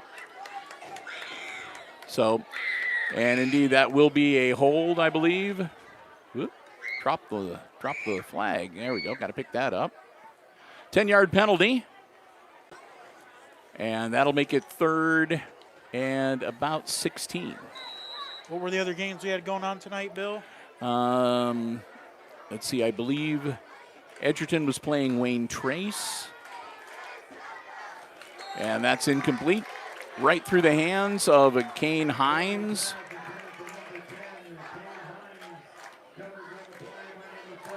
And I think Paulding would be playing Ayersville.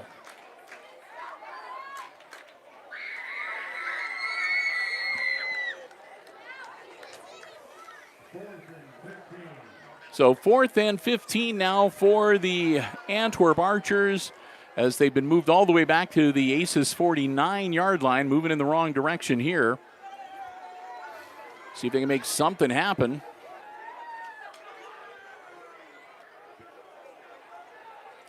And they're going to punt it. And that's going to go out of bounds. Looks like about maybe the 15-yard line or thereabouts.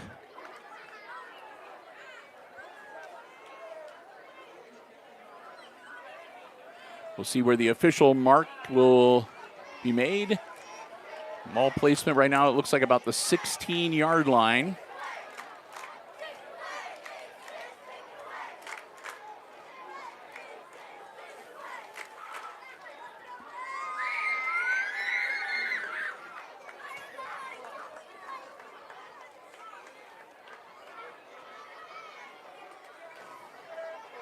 I'm going to say about the 17-yard line.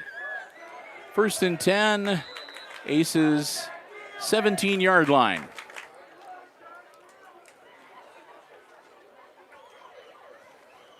Smith, quick handoff to Level. Level working his way through traffic. Level powering ahead. Level muscles his way out near the 30-yard line to about the 28.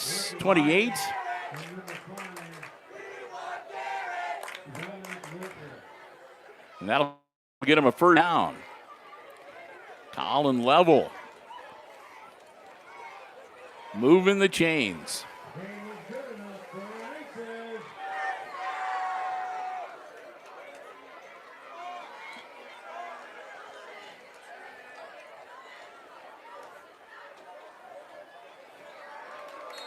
And they got him to jump again on the hard count. That'll be 5 more for Hicksville. Smith's gotten better. He's got him a couple times with that hard count tonight, Chris. Be 1st and 5 now.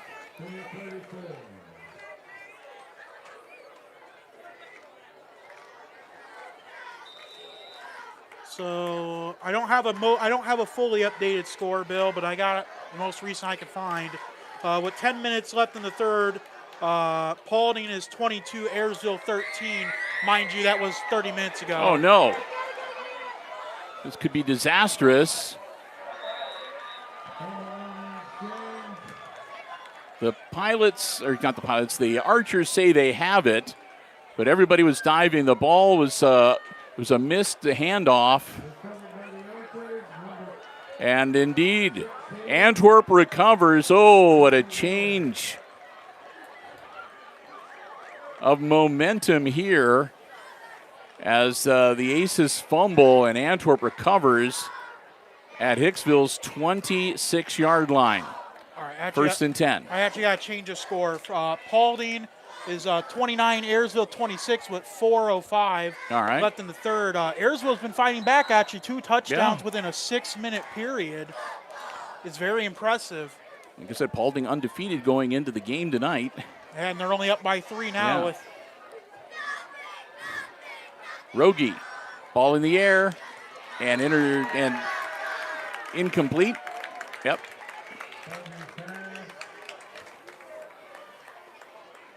Aces looking to put a stop on the Archers' drive here. 2nd and 10 now. 2:12 to go in the third quarter.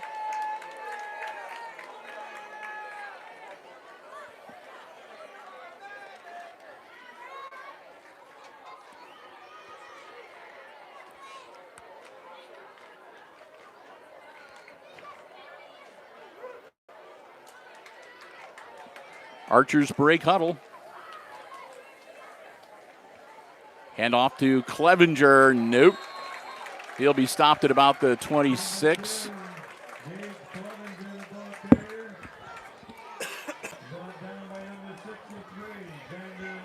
Short gain for Clevenger. Down to the Aces 26.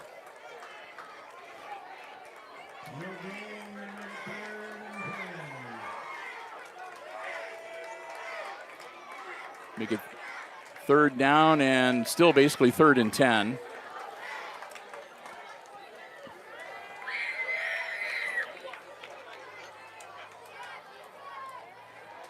Quick hitter, caught. Still on his feet.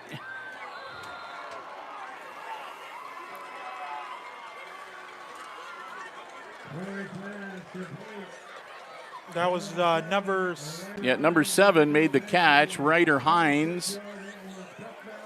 And that'll be a touchdown for the Archers. We're tied at 13 now with 1:25 to go as Antwerp takes advantage of the Aces turnover to march down the field and make that turnover burn. Clevenger with the kick, blocked. Yep. So we'll stay tied at 13 as the Archers are not able to convert either on their second touchdown. So we're tied at 13 with 1:25 to go in our third quarter, and it's anybody's ball game here at Aces Field tonight. Again, Bill and Chris, glad to have you with us. It's been a fun night of football. Both teams have had some moments of greatness and some terrific plays. Both teams have had some really bad screw-ups. So, yeah, fairly evenly matched. And again, it's been very entertaining to watch, and I hope you have been enjoying our coverage so far tonight. And don't forget, someone on the Aces squad is going to be receiving the Guilford Real Estate and Auctioneering Key Play of the Game Award after this one wraps up tonight.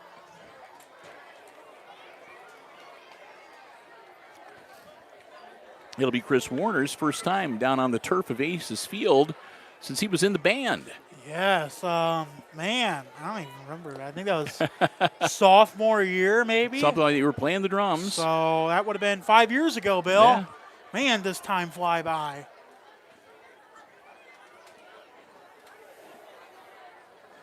And here I am, Bill, still running the camera. Yeah, that's true. Eight years later. Still appreciate it.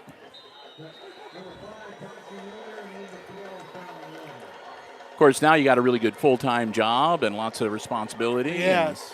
You're serving the community as a firefighter and taking classes to become an EMT. Gets his foot into it. Caught back inside the 20, or the 30, excuse me. And return back out across the 35. We'll see where they mark it. It looks like about the 36-yard line.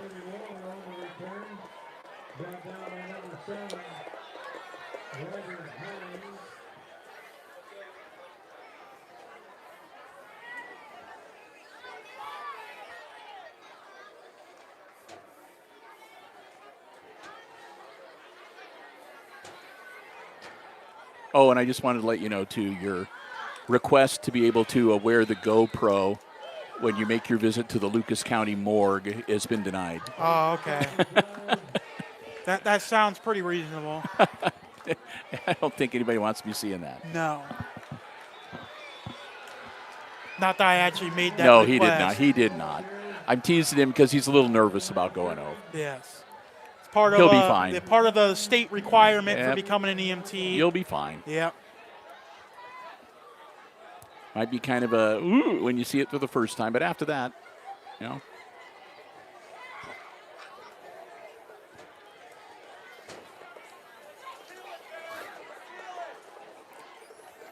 Smith hangs on to the ball himself. Smith tucks it under, goes ahead, gets across the 40, and goes down at about the 41.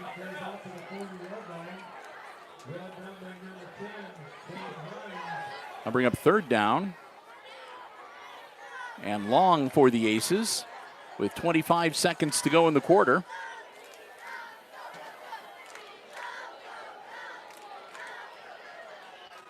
And they're going to have to try to get a clock off. The play clock and the game clock are just about dead even. And they get him behind the line of scrimmage, and Zane goes down. Mike got back. I think he's going to lose just a little bit, but he got close to the line of scrimmage. That'll bring up fourth down and long for the Aces when we return with fourth quarter action here on the HIX-TV YouTube channel. At the quarter break, we'll say a big thank you to the last of our 4 Diamond Level underwriting supporters, our friends at ARC Solutions Incorporated of Hicksville, Ohio, a world-class facility located right here in Hicksville's Industrial Park. Their solutions for business and industry include robotics, plasma, welding, and so much more. And hey, speaking of welding, if you're a welder or you know a welder, check out the online store they have at www.arcsolinc.com for some of the finest welding supplies and equipment that you will find anywhere.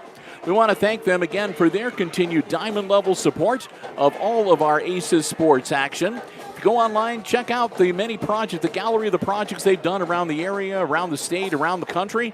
Amazing stuff, and it's all right here in Hicksville, Ohio. We can't thank them enough for their diamond level support. We hope that you will do the same.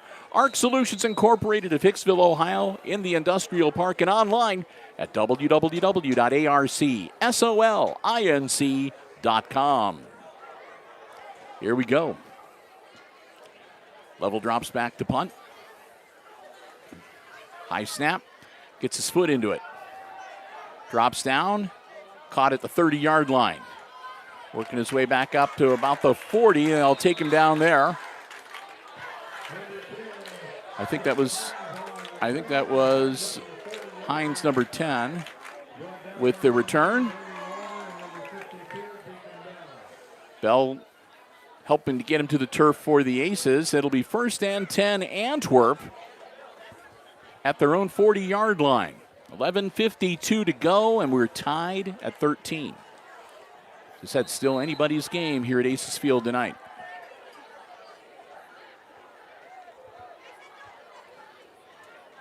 Hampton Rogie puts a man in motion. Rogie hands it off. Aces sniff that one out. That was Roars, number 16, the junior. Tried to get around the corner on the far side. Might have battled his way back to the line of scrimmage. Call it 2nd and 10.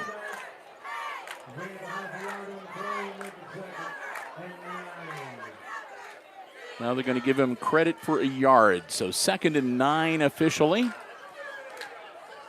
if you're keeping score at home. Wow, Bill, I just had a moment where I realized I'm getting old.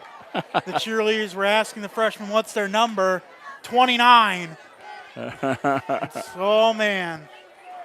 Another strong carry and brought down shy of first down yardage. And we've got an ace on the field. It looks like he's cramped up. He's on his back, so we can't see his number. But we'll have a stoppage of play here briefly while they tend to the player down on the field. Again, an ace looks like he's got a cramp. They're stretching him out a little bit down there. Again, we've got girls volleyball action coming your way bright and early tomorrow morning, a Saturday morning special. JV and varsity getting underway right around 10 o'clock. It's going to be number 21 for the Aces, Bill. All right. He's jogging off the field. So that's a good sign. That's Devin Allen. He just needs some H2O. Yeah.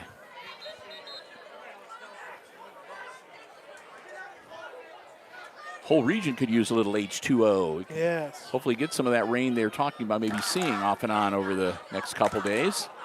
Wet things down a little bit. But yeah, the Evergreen Lady Vikings at the Red Zone tomorrow morning. Chris and I will be there with the coverage to wrap up our broadcast weekend. And then we'll look forward to next week.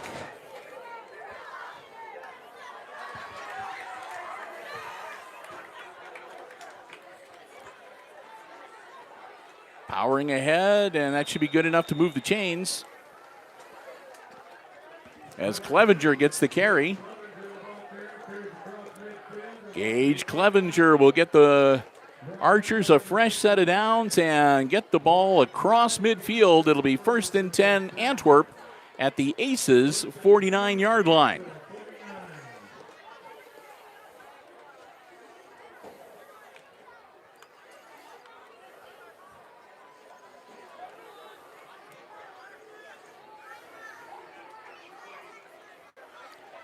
All right. Rogi working on the shotgun. Quick handoff. Salas. And a flag. He's taken down at about the 46-yard line, 47-yard line, but there's a flag on the play. Zach Salas. And we'll see what this one is.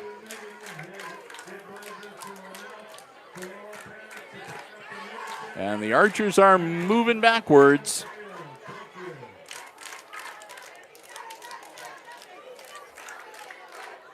That'll be a hold.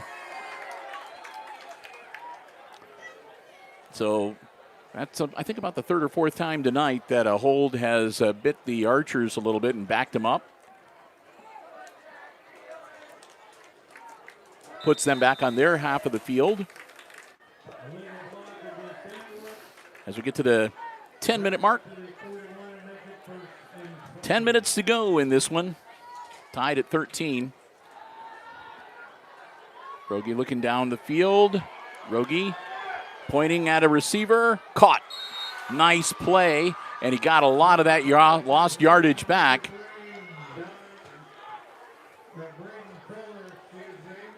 Reception made at about the Aces 46-yard line. That wipes out the 10 yards lost and gets him a couple more, so it'll be 2nd and 8.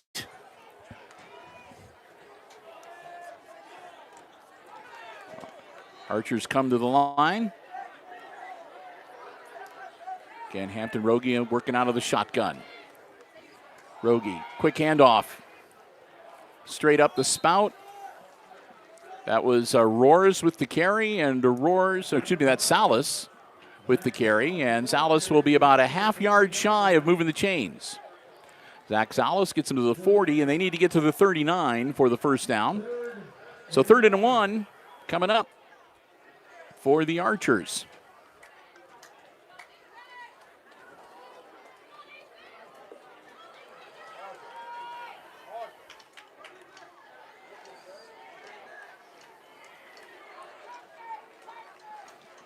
Up to the line.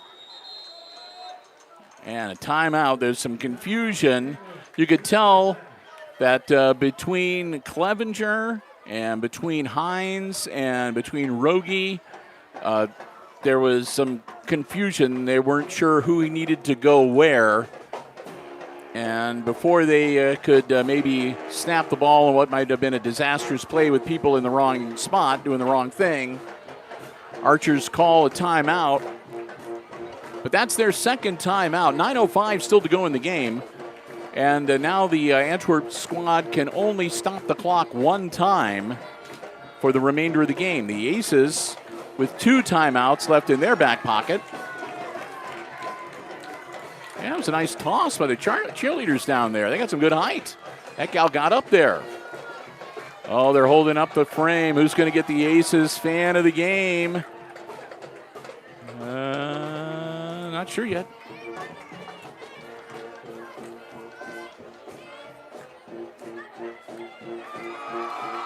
McKenna Baird. Oh, there we go. One of the varsity volleyballers. She gets the shirt. Rogi. Downfield. He's got a man, and I think, nope, he couldn't hang on to it.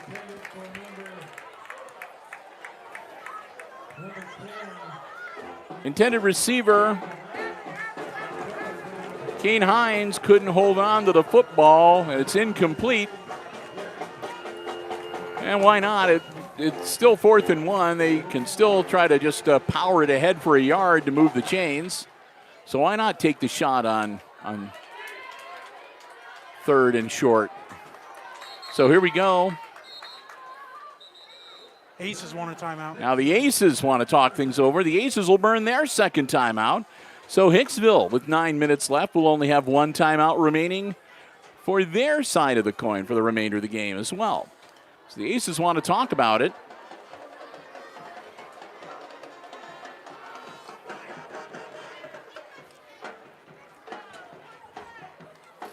Again, the Archers need to move the ball ahead by 1 yard. We haven't really seen the Archers do like a power run, like right straight ahead up the middle. The Aces have done that a couple times. So we'll see what Antwerp's going to do. And the Aces, of course, have been watching the tapes, and we'll see what they come up with to defend against it, to try to hold them short. Here we go.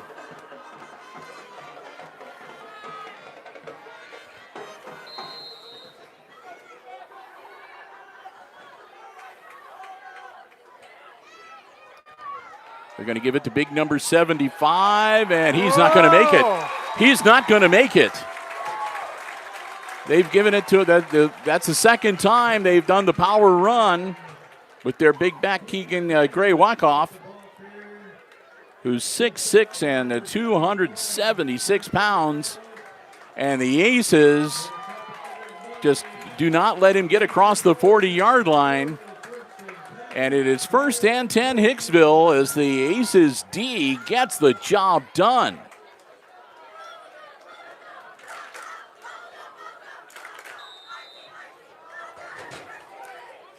Checking up on our broadcasting companions, seeing how their live stream is doing.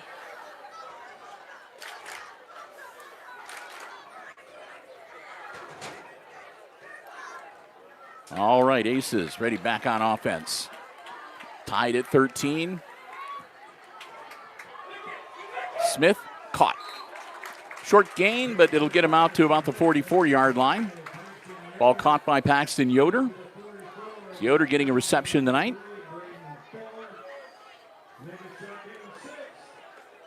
Second and 6 now for Hicksville.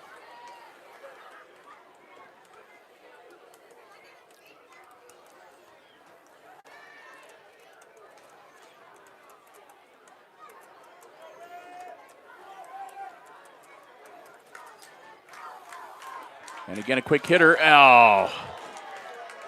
Level turned and started running upfield before he had the ball fully under control. It pops out of his hands, and it'll be incomplete. Third down. Colin not happy about that.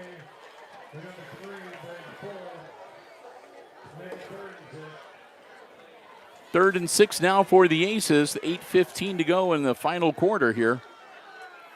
Tied at 13.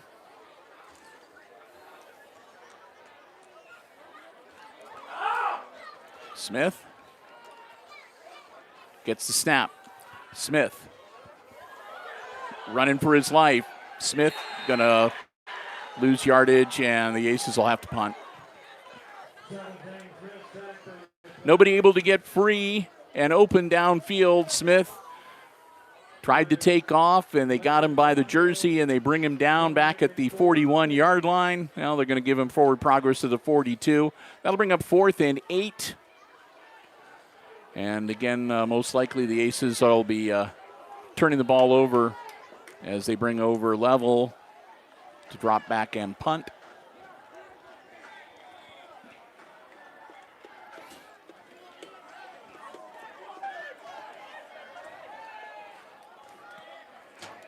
Good kick. Angles it away, picked up at about the 25-yard line, and returned out across the 40.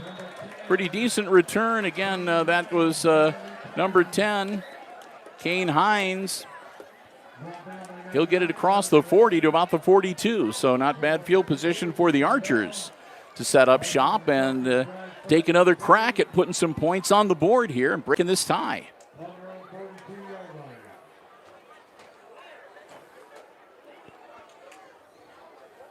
And an official timeout as there's an injured Archer on the field. And looks like he is cramping up as well. So as we've been playing this game's been underway for about 2 hours and 15 minutes. It's starting at 7 o'clock. It's about 9:20 now, 9:17, I think, officially. So, and it has cooled off. So, yeah, you might see some cramping late in the game. It's not at all unusual, especially at the high school level. 7:17 to go. You're watching week number 5 high school football action. The Hicksville Aces entertaining the Antwerp Archers, coming to you live from Aces Field here on the HIX-TV YouTube channel. Bill Murphy, Christopher Warner, calling the action for you here tonight. One of 4 GMC games being played around Northwest Ohio.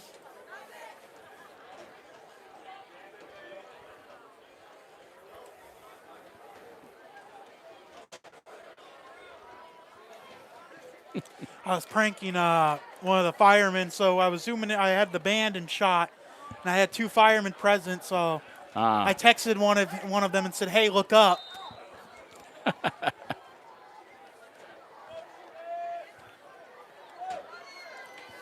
And we want to say a big thank you, too, to all the moms and dads and all the people working with the Hicksville Mini Aces. It's great having the little kids out here with the regular cheerleaders tonight. A lot of fun. They did a great job, too. And there's still a lot of them running around enjoying themselves here tonight at the football game. Powering straight ahead, picking up a couple. Clevenger. He'll get 2, maybe 3. Move the nose of the football out to the 45-yard line of the Archers. They're still on their side of the field. Starts the clock rolling again. Rogie puts the ball in the air. Off the hands of Kane Hines. And it hits the turf, and that'll bring up 3rd and long. 3rd and 8 for the Archers as the Aces, again, looking to put a stop on this play or this offensive series and get that football back.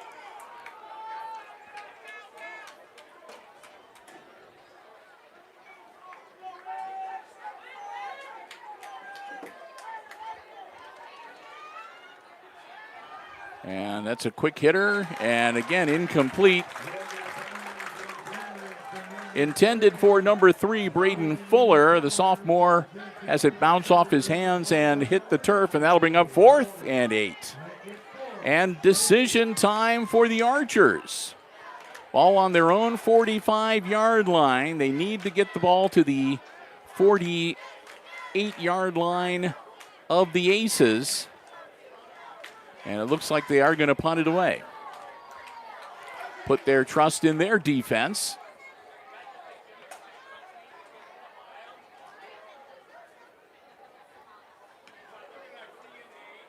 Kind of a line driver, and wisely level will just let that one roll dead back at the 20-yard line. That was one of those ones that's spinning so much and it's so close to the ground. If you reach down and try to grab it, odds are it might pop right out of your hands, and then it'd be a live ball. So Level wisely stepped away and let the Archers down it at the 20-yard line. It'll be 1st and 10 Aces. 80 yards to go to break the tie. And 6 minutes and 29 seconds to work with. Aces and the Archers both have 1 timeout remaining per side, per team. So here we go. Zane Smith, the quarterback. Cross Zeedyke, the lone back behind him in the backfield.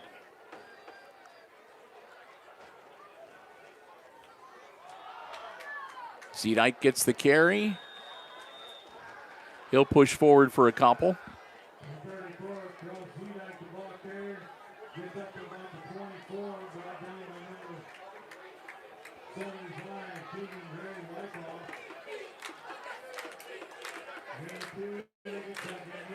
The big back Wyckoff is one that stopped him on the Antwerp side.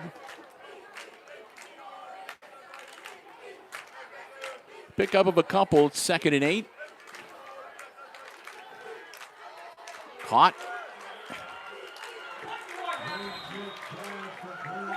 Brody Walter with the catch right at about the 30-yard line. That'll make a 3rd and 1 for the Aces. So the Aces a yard away from moving the chains and keeping this drive going.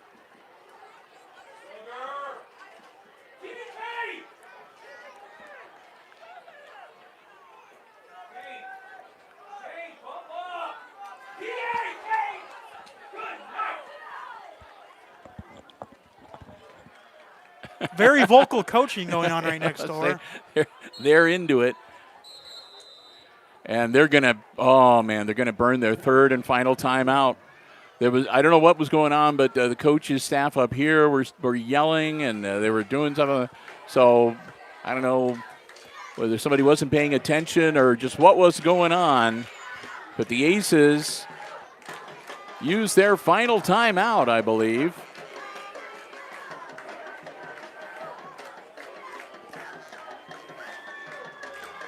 So we'll see. Well, they still say they have one on the scoreboard at this point.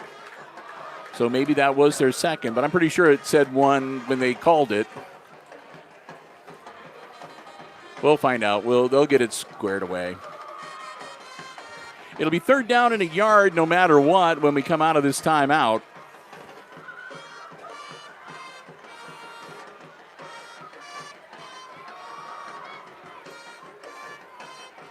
So again, we'll see what the Aces coaching staff and their offense has up their sleeve here. Let's see what they've come up with. 3rd and 1. 5:07 to go, fourth quarter. Again, we're tied at 13. Level in motion. Gets the football. Level turns the corner. Level gets the first down out to about the 34-yard line. So Level moves the chains and keeps the drive going for the Aces.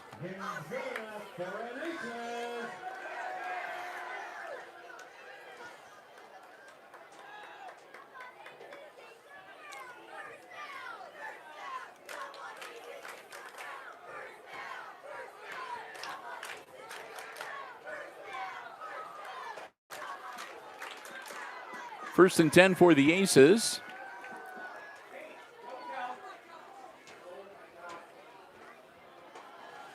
Hand off, and not much there. Maybe half a yard. Level is going to get out to just, maybe they might give him the 35. Yeah, the nose of the football right on the 35. That's about a yard pickup. 2nd and 9.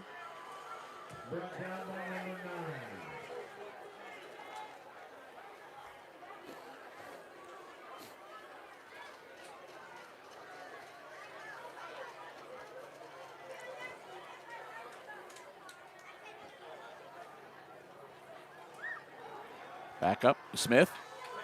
Airing it out, a high arcer that's going to get picked off. There's no doubt about it. Could see that coming. And again, it was like a dying swan, a high arc, and it just came right down, and there was nothing Level could do. But watch the Antwerp player catch it. I had someone asking about the score. Smith We're still tied at 13. Smith is devastated with that. He's so mad at himself for the bad pass. A couple coaches talking to him on the sideline. He is upset with himself. Oh, man. So after the pick, it's Antwerp's ball, 1st and 10 at the Aces 47-yard line. 3:54 to go.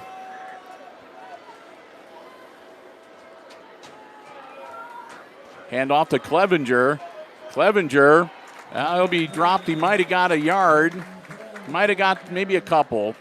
2nd down at the 45-yard line. Make it 2nd and about 8. Now they're going to say, nope, a little shy. So 2nd and 9 is the official placement. Inbounds, so the clock continues to run.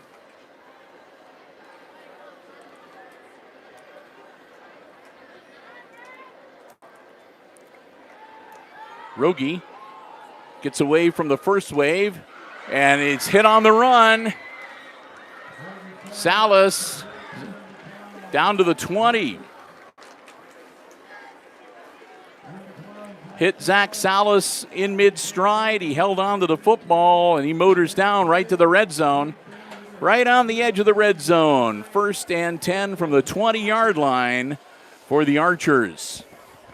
Looking to get into the end zone and take the lead and hopefully hold on to it. The Aces, of course, want to stop that from happening.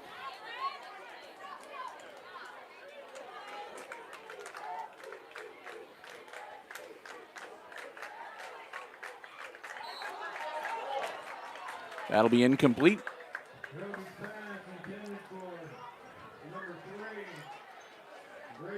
Fuller went to the turf, and the ball landed on the turf right in front of him, so it'll be incomplete, and it'll be 2nd and 10.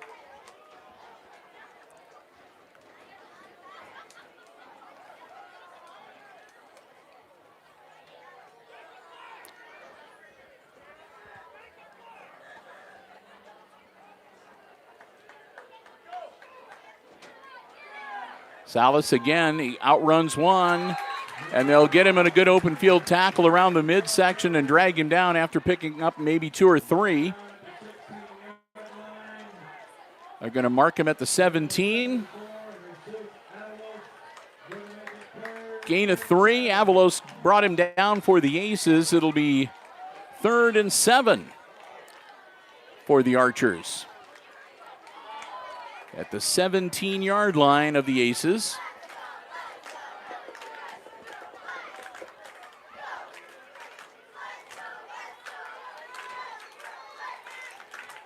Man in motion, Rogie pitches it off. Number 9 works his way through traffic, still on his feet, and into the end zone he goes. Oh, man.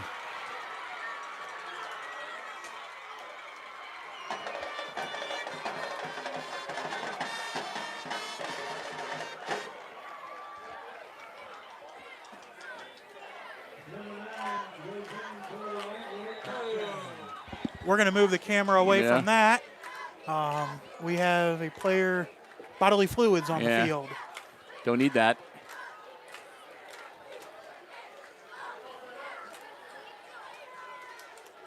Well, a warning's going to need to be put on on the video now and editing, Bill. Just make a note of that. Sadly, I was not able to move the camera quick enough. It's an inadvertent occurrence. Yep.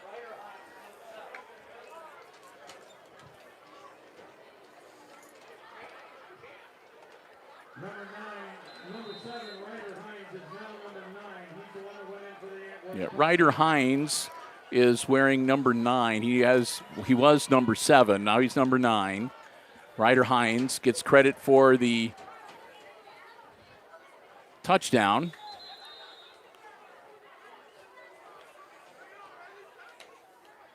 Antwerp wants a timeout. And Antwerp is going to, no, they're saying Hicksville. Well, Hicksville went from 1 to 0 on their timeouts. Yep. So, according to the scoreboard, that's an Aces timeout, and that's the Hicks last one. As right now it is 19-13, and it looked like the Archers were going to try to go for 2, which would make it 21-13, and that would force the Aces to have to go down the field, score a touchdown, and get a 2-point conversion to tie and go to overtime. And, of course, if the conversion were to fail, then the Aces could win with a touchdown and a successful conversion of any kind. So we'll see what's going to happen here. Minute 49 to go. It's been an exciting and fun football game to watch tonight. A little frustrating on both sides of the ball and a lot of excitement on both sides of the ball tonight as well. So here we go. They're going for 2. Rogie rolling out. Puts the ball in the air and he overthrows. And it's no good. So the score will remain 19-13. The Aces can tie with a touchdown. They can win with a successful conversion. They'll get the football back and they'll have a minute and, well, right now 1:49 on the clock to work with. All right, Bill, I have a score update for you. With 49 seconds left in the game, Fairview 49, Tenora Rams 28. So it looks like the Apaches are going to remain undefeated through tonight's action. I'll be getting you an update. Leading by 21, yep. And I'll be getting you an update of the Ayersville Paulding game here shortly. I was unable to find the Yeah, Edgerton Edgerton and Wayne Trace. I'm not sure if that'd be on My Sports Live. It is not. Okay. So I think it is at Edgerton, and I don't think Edgerton has a broadcasting Maybe partner not. up there. I honestly do not know. Oh, okay. Well, their game's over, so now I got to go back. All right, Hicksville ready to get the football back. Paulding 35, Ayersville 32. Okay, and a close one as the Pilots almost pull the upset, but the Panthers also remaining undefeated tonight. So 2 5-0 teams in the GMC so far, and we'll see if Edgerton can become number 3.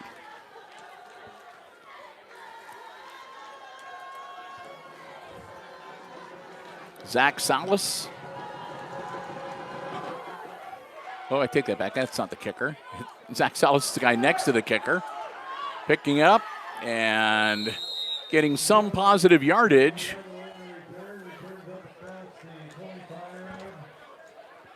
That was Level, and Level looks like he got banged up, he got rolled up a little bit as he was herded out of bounds there.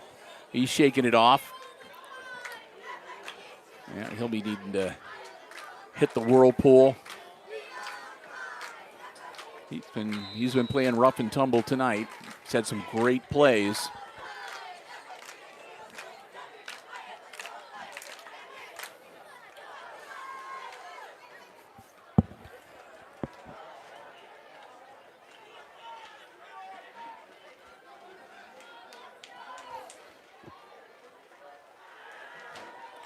And there's nobody there. The throw went left, and the runner went, and the receiver went right, and the ball landed on the ground.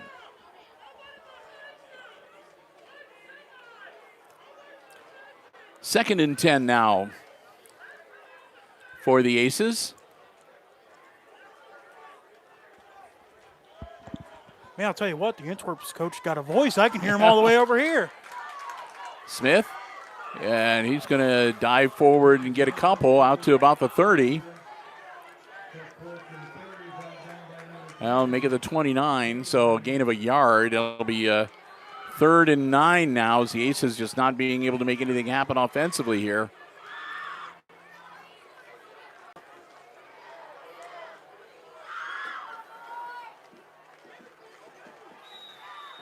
And false start will back them up 5. Little things.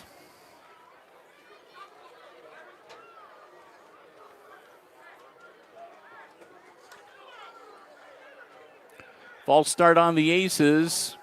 Their 3rd and 9 will become 3rd and 14. That'll move them back to the 24-yard line.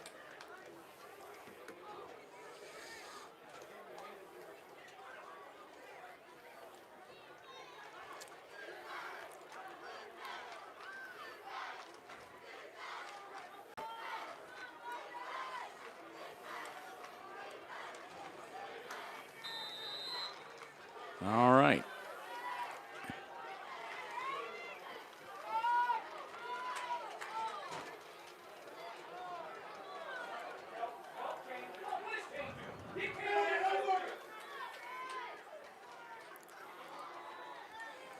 Zane's going to throw the ball. Level catches it, and he drops it. Oh, Level had it right in his hands.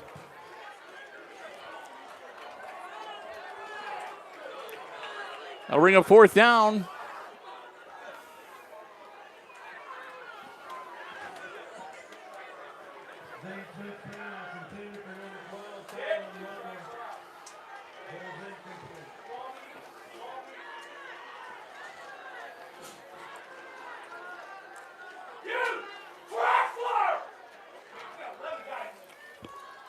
There's a snap. And again. And are they going to rule that a catch? It was close.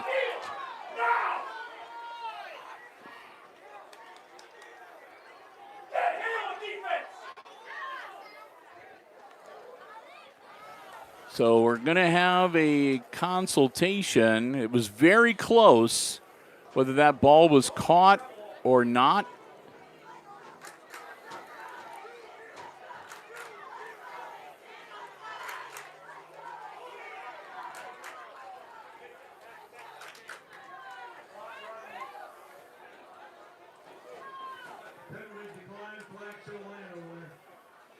So there was a penalty that was declined.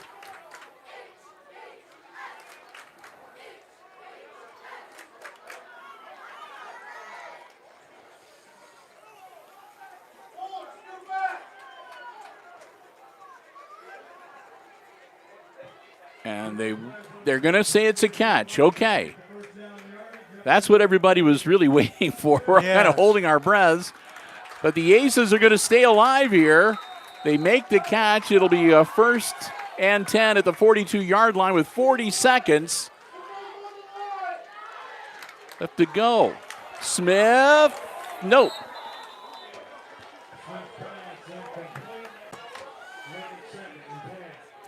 Second and 10. Stops the clock with 33. The Aces still have one timeout left. They did correct the scoreboard. So there are no timeouts left for the Archers and one for Hicksville.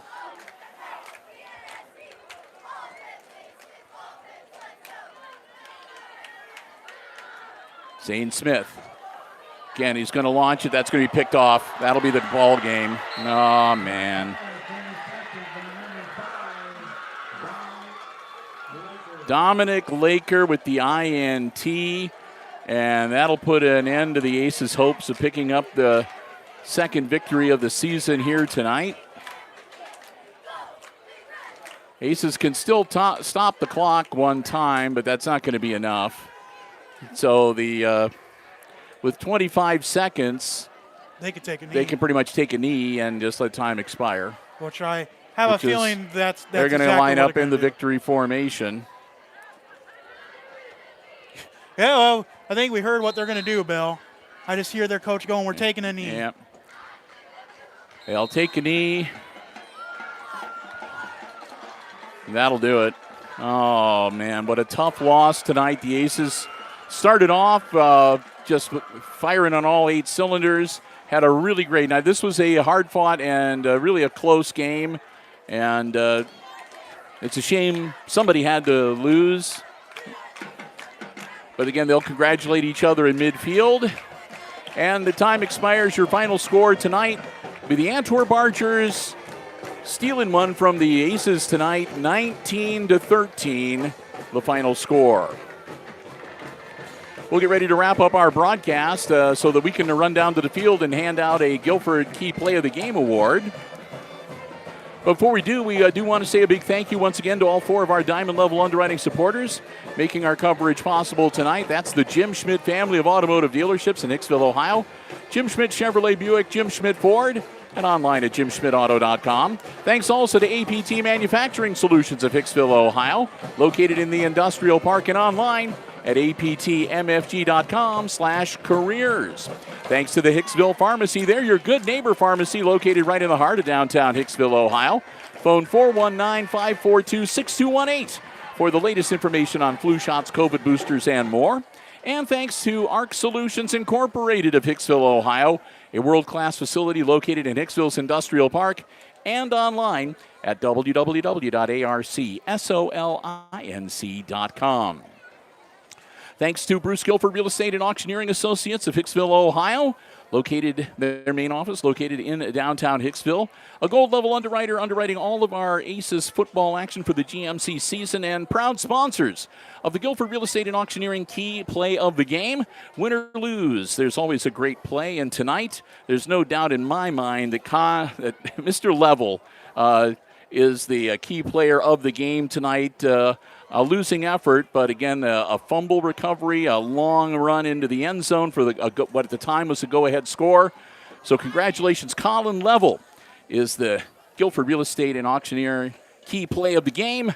And he's got a $25 McDonald's gift card coming his way. We're going to run down the field and get that to him here shortly, as a matter of fact. So congratulations to him. And again, remember, for the latest information and the latest listings for Guilford Real Estate and the latest auction calendar, check them out online at guilford-realestate.com. And remember, even if it's not listed with Guilford Real Estate and Auctioneering, if there's a property you're interested in, let them know, and they'll be happy to show it to you.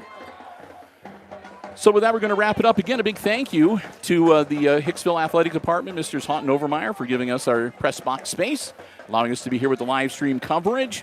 And thanks to all of you for joining us. Again, it was a tough loss for the Aces, but I hope you did enjoy the live stream coverage here on the HIX-TV YouTube channel tonight. Again, our next sports live stream tomorrow morning, bright and early, the Lady Aces host the Lady Vikings of Evergreen in girls volleyball action, JV action getting underway at 10 o'clock. Our coverage starts just a little before that. And, of course, our next football coverage 1 week from today will be on the road down at Paulding High School as the Aces will be entertained by the Panthers. So with that, one final time tonight, your final score. In week number 5 football action, it's the Antwerp Archers defeating the Aces 19-13, the final score. And for Chris Warner, running the iPad Pro camera, overseeing the live stream, I'm Bill Murphy with Hicksville Community Television, wishing all of you a very good night and good sports.